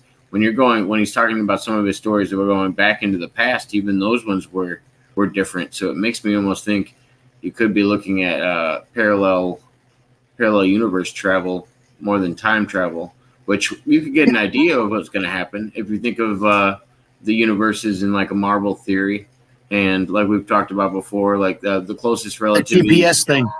Yeah, and dialing in. Yeah. You look at all the things that are around that, all their variances, what they have in common, and that they all have in common is what is most likely common among all of them. Oh, yeah. Yellow cube. Also, so Major Facepalm is right. Dialed into all of this stuff. Okay. What's the yellow cube? It's like the Looking Glass, but it's alien tech. Okay. The Looking Glass was sort of reverse engineered in our attempts at it, but actually we have an AI Looking Glass that we've tried to develop using AI. Don't we have like the Montauk chair? Isn't that used for? Yeah, that's the Montauk chair is like the Looking Glass, but the yellow cube is different. Similar in its use and everything else, but it's technically just this yellow cube that does all of those things because it connects with your consciousness. Okay, so yeah, there are tales about that one as well that I've heard about. So yeah, it's very similar to the Looking Glass. Oops, sorry, it just jumped. Everybody just sent one at once.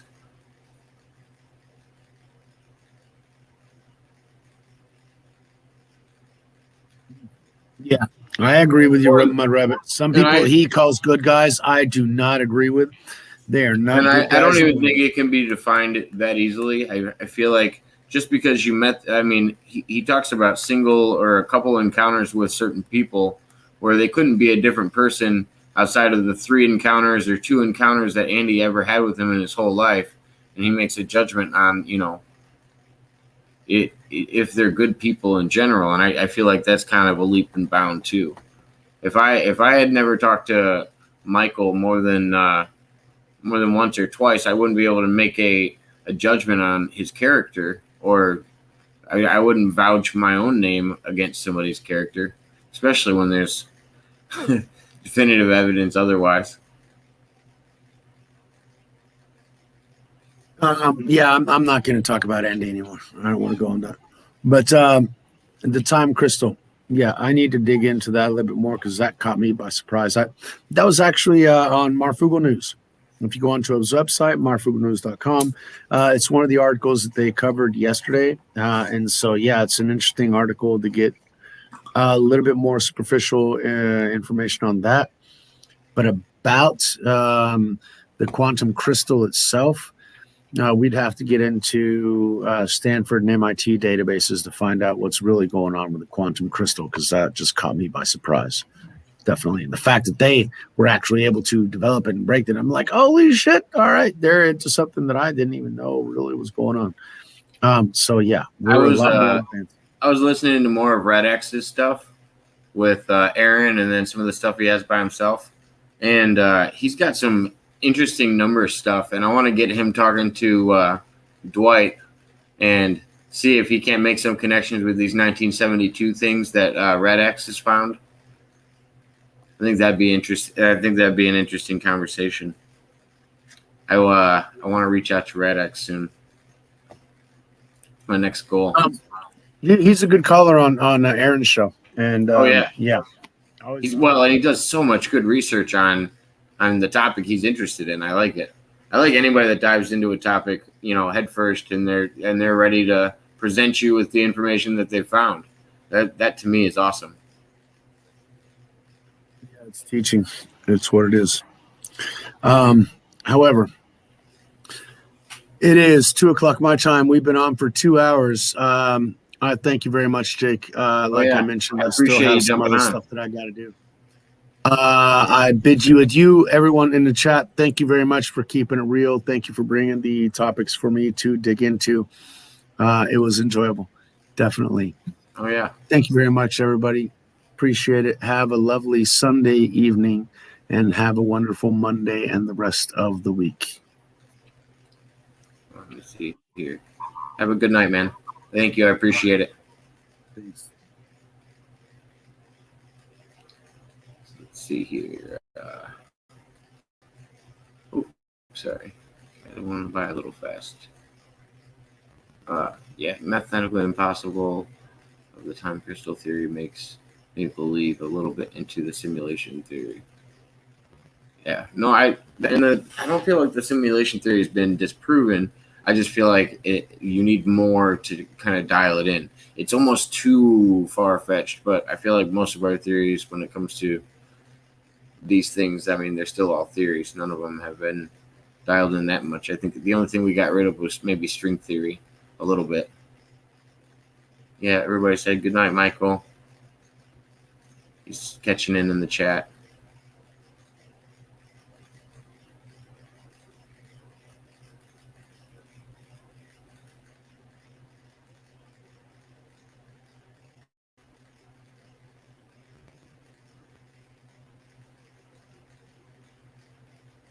Oh, yeah. Got late really quick. Yeah, it's kind of like the matrix theory. It fits into the simulation theory. I feel like it's any advanced knowledge that could create the ideal like petri dish like creation. I feel like there's a lot of things that would fall under simulation theory. I just think has to be a civilization that could be tricked, manipulated, created, and destroyed at will by a higher civilization.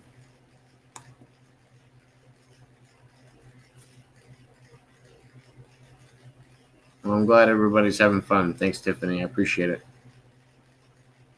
But I'm not sure how much longer I'm going to be on. It's probably getting late here, too. Yeah, it is. Probably like 12. Something like that. Yep, 12 exactly. But hang out for a little bit. If anybody wants to join in, share the stream link in the chat. And if we've been talking for a while, you're more than welcome to jump in. If you're just catching this from outside and we haven't really talked, then you probably have to chat with us for a little bit.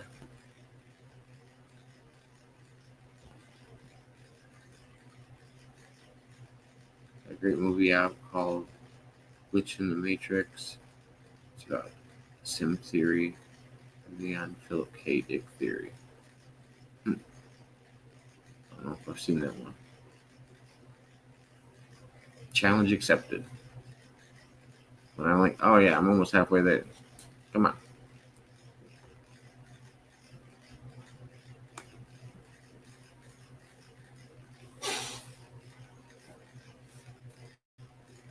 View face palm. Holly. Yeah, probably is. I like I don't know, even the Matrix movies were so deep.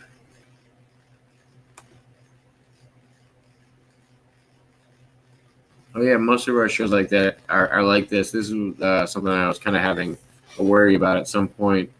It's going to be a lot harder to be more interactive with the chat, but I like being interactive with the Discord because it's actually, I don't know, everybody's got such great questions and they get us into really good topics, and it's fun to, I don't know, some of the things that are brought up are fun to dive into. I'm glad you're enjoying it. Glad you caught us live.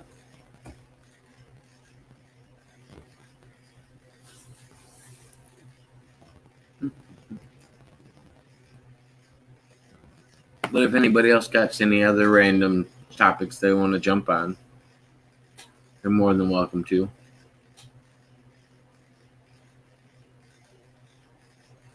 Oh yeah, it's no problem.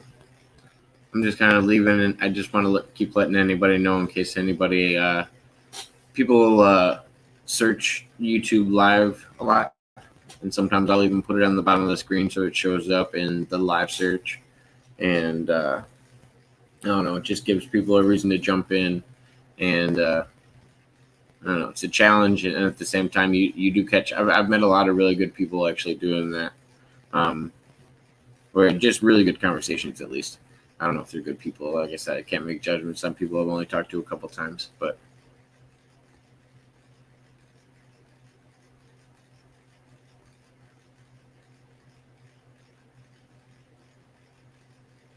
I think the military, I think they've had control of it.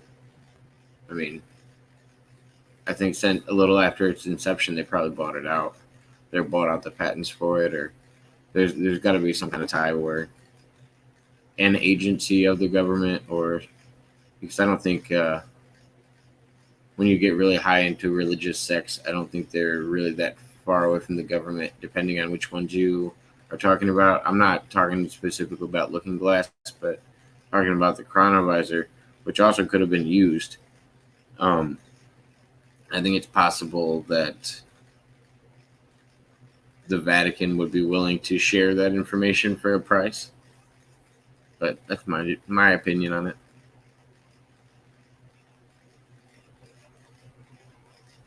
Deep state has control over it before now. I mean, I don't know how far the deep state is separated from the government. I do feel like they have their own ties where that information could pass too. I mean, it's easy.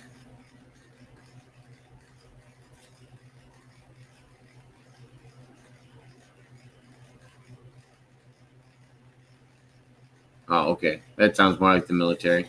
Destroy the ones that aren't yours and hold on to the one you got. Keep the extra parts, maybe. Oh, gosh. Yeah. I can see that being a thing. Sounds a lot like our military. At least in the U.S. I don't know about other countries, but I was doing research recently on all the different pyramids around around the world, and which places had the most pyramids. I was surprised to know that Egypt didn't have the most pyramids. And then there's always some really interesting information about China, I believe, and some of their pyramids, but there's not a lot of information known about them.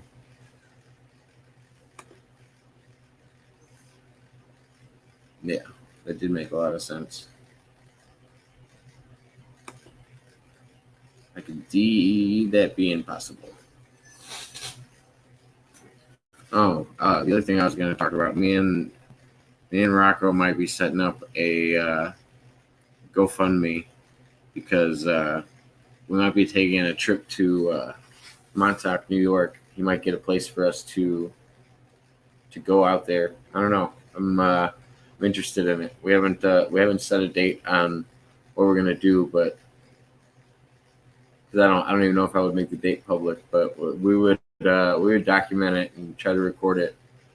But he's been there before. I've never been there. I've never even been to New York. I think it would be interesting. I've been to DC, but I've never been to New York, I believe, to the best of my knowledge. But yeah, and I feel like it has to do with a lot of history. I don't know if they want it to be public knowledge. Yeah, I've never been out of the country. It'd be nice to do that. Never even been to Canada, and it's not that far away.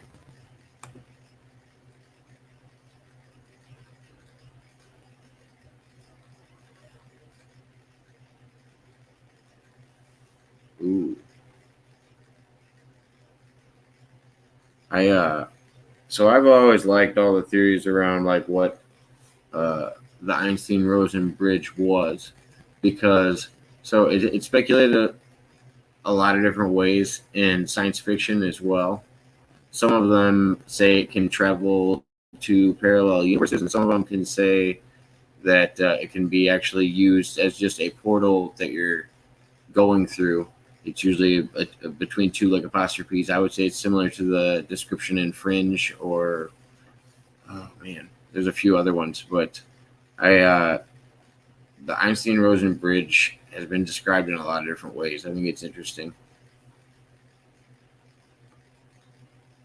Oh yeah, no, we might shoot a whole video. He wants me to shoot something and actually do a documentary, but I told him I don't know if I'm that good at shooting.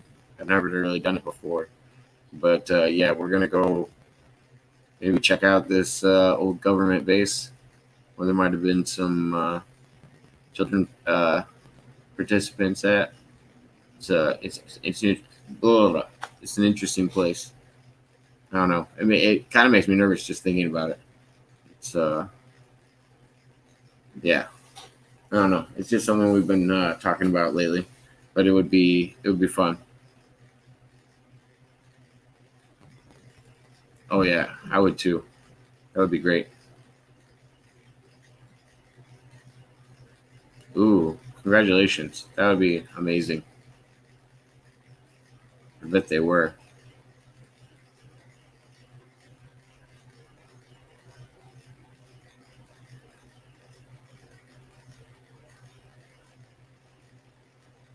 The temples of Jupiter at Baalbek is said to be a landing pad. Are you talking about the big platform underneath it?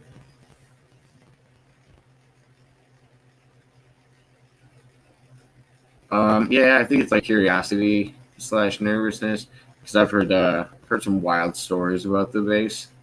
Um, and I'm gonna be going with somebody that's been there before, so I don't know. I don't know. It's a nervous curiosity slash respect, I guess.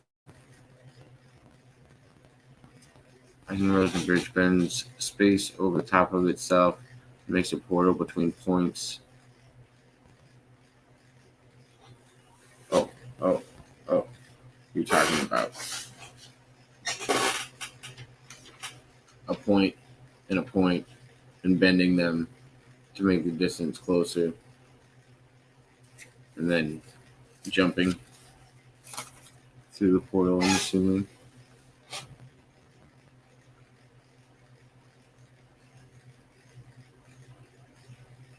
I'm glad you enjoyed it. That would be quite the experience. I couldn't imagine.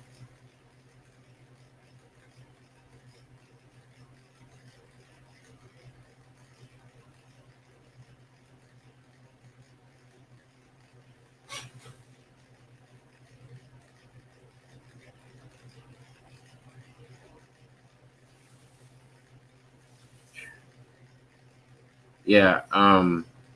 If you get a chance, Major Facepalm, I did an interview with a gentleman by the name of Mark Florentino, I believe is his name.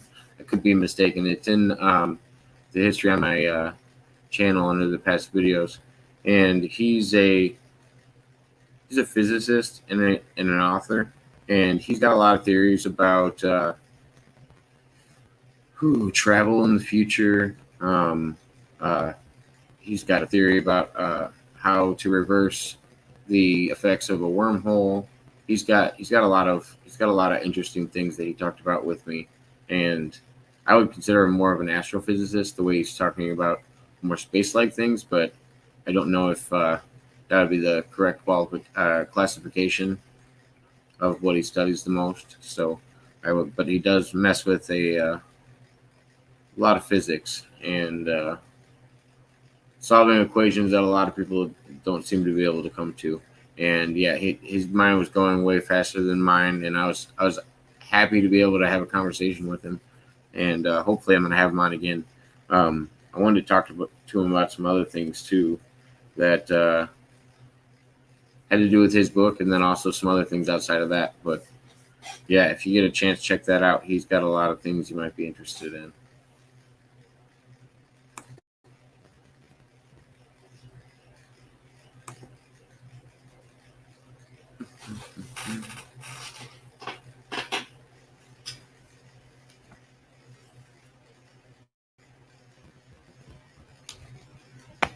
I think it's Mark Florentino is his name, and he he's got like a diagram that he made, and he explains everything from what matter is to how it's created to a lot of different things, and it advances on a lot of Einstein's theories that he had in life, explaining more things. For like, it's something I'm not going to give it the right justice right now, trying to explain it without having it next to me for reference.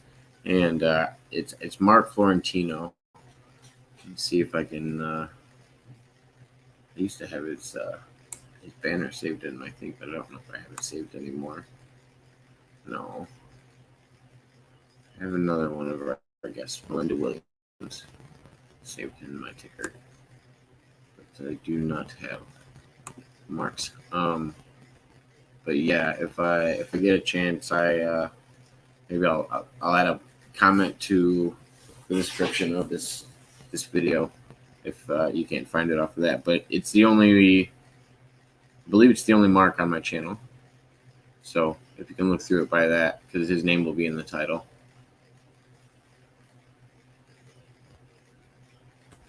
But I highly recommend it.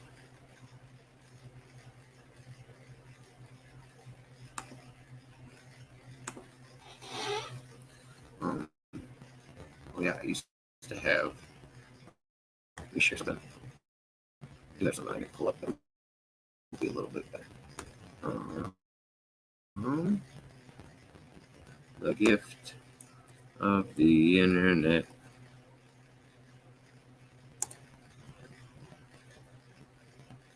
I'm gonna pull up a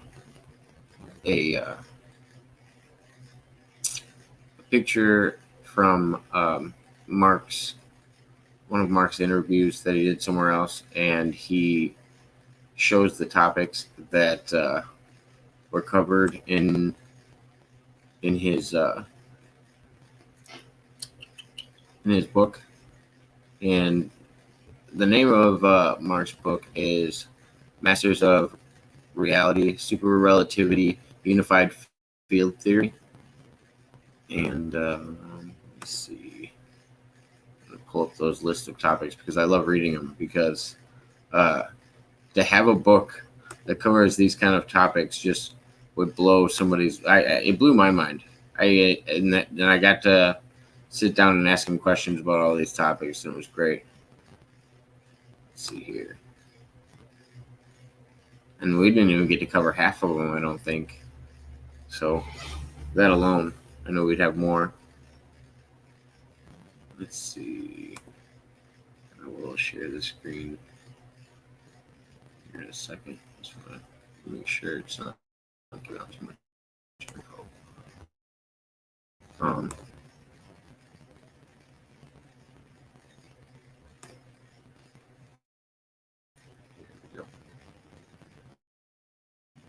this will show you the proper spelling of his name and everything else. And this will cover some of the work that he does.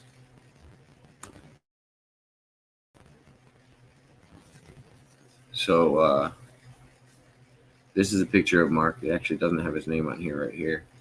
But some of the topics that his book covers are the discovery of the origins of mass, explanation of how UFOs work, the mechanical explanations for autonomous motion of subatomic particles. Sorry, I can't talk right now. I'm a little dry. But yeah, he covers a lot of topics. These are large enough for people to read. But I'm not doing this right now. But he covers a lot of these topics on my podcast with him, and my interview with him. And if anybody wants to, yeah, feel free to check it out if you haven't gotten a chance. But it's Mark Fiorentino, or Fiorentino. It's not an L. Fiorentino. Definitely check out his work if you get a chance. You can also find out where to get his book too in the podcast. But yes. Oh, Mr. Pena, glad you're back in chat. Doing some translating, I hope, getting to work. Yes, thank you for pulling that up. I appreciate it.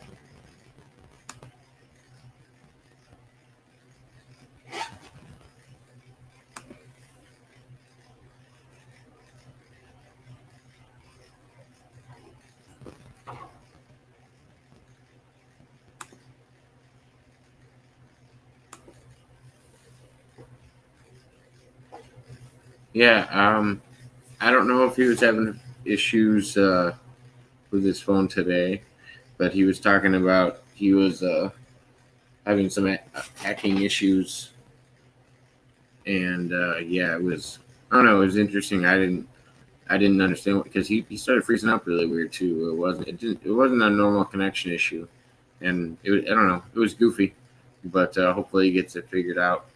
I want to talk to him again soon. But yeah, seems like we only get about an hour every time we talk. I want to actually get a chance to sit down and pick his brain a little bit more. He's got interesting experiences that he's unpacking himself. It sounds like he's putting together a book. I know last time I checked with him, I thought he had about 5 chapters in, but I'm not sure. But yeah. But yeah, if anybody has any more questions, I'll hang out for another few minutes here, and then I'm probably going to have to part ways as well because I got to work in the morning. About 7 hours, not too bad. Just had time to get some rest. Yeah, I've always found his story interesting. I've found anybody that's talking about the Montauk experiments and the children involved with it, I feel like that's some really deep stuff to talk about, especially depending on what side of the conversation you're on and what you're talking about. And yeah, I don't know, it can get pretty wild. Oh yeah, you're always welcome, Denise. Feel free to come back anytime. Hopefully you can catch us live.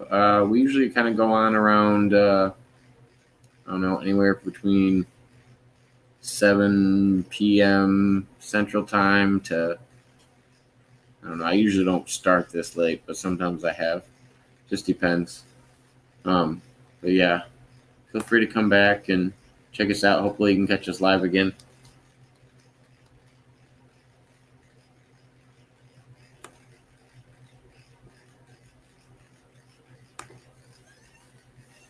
Yeah, and thank you again, Michael, for coming on. I appreciate it.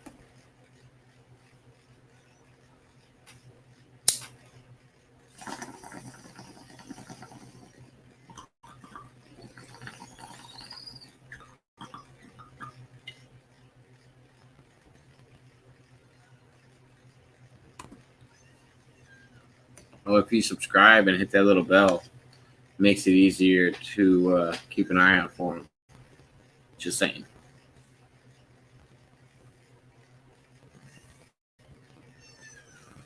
I'm glad you guys had fun.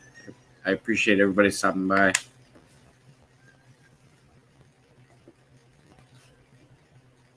Yes, yes. Thank you for subbing, Denise. I appreciate it.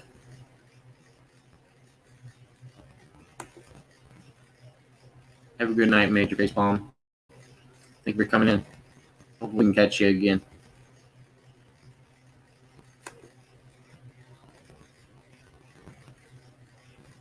Oh, thank you, Denise. I appreciate it. I don't even know what it is, but as long as it was nice, I appreciate it.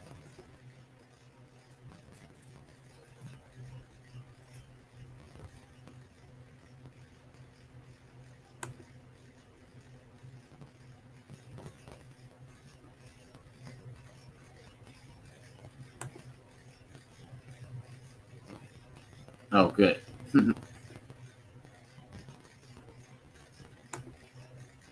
Well, all right, everybody. I hope you guys have a good one. I appreciate everybody stopping by.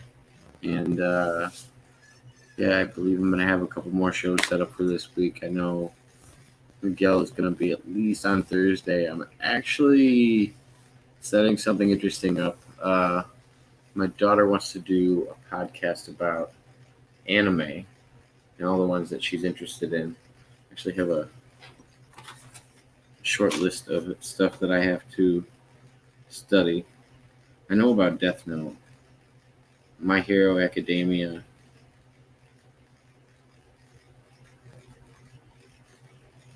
and a lot of other ones that I have to learn the pronunciation of, but I have the spellings. But yeah, I have to. We're gonna shoot like an offline thing that she wants to have a copy of. I think it'll be fun. She's liking the idea of being able to like just save it and go back to it later. It's fun. Good night, everybody.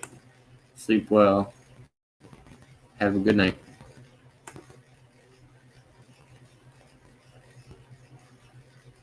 Yeah, my daughter's deep into the anime. I have a favorite UFC fighter that she follows as well. It's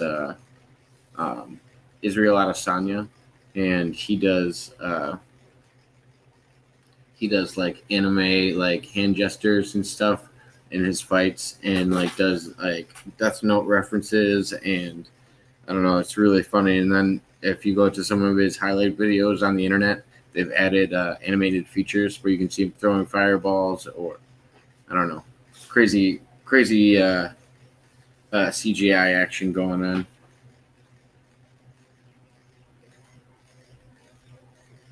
Oh no, we knew.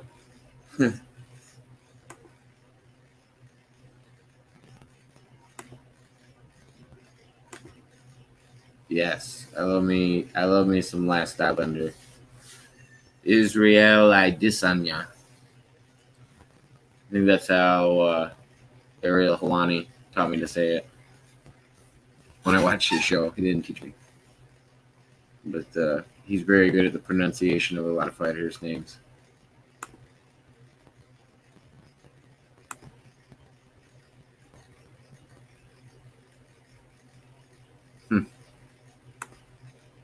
But all right, guys. Everyone have a good night, and yeah, we'll talk to you soon.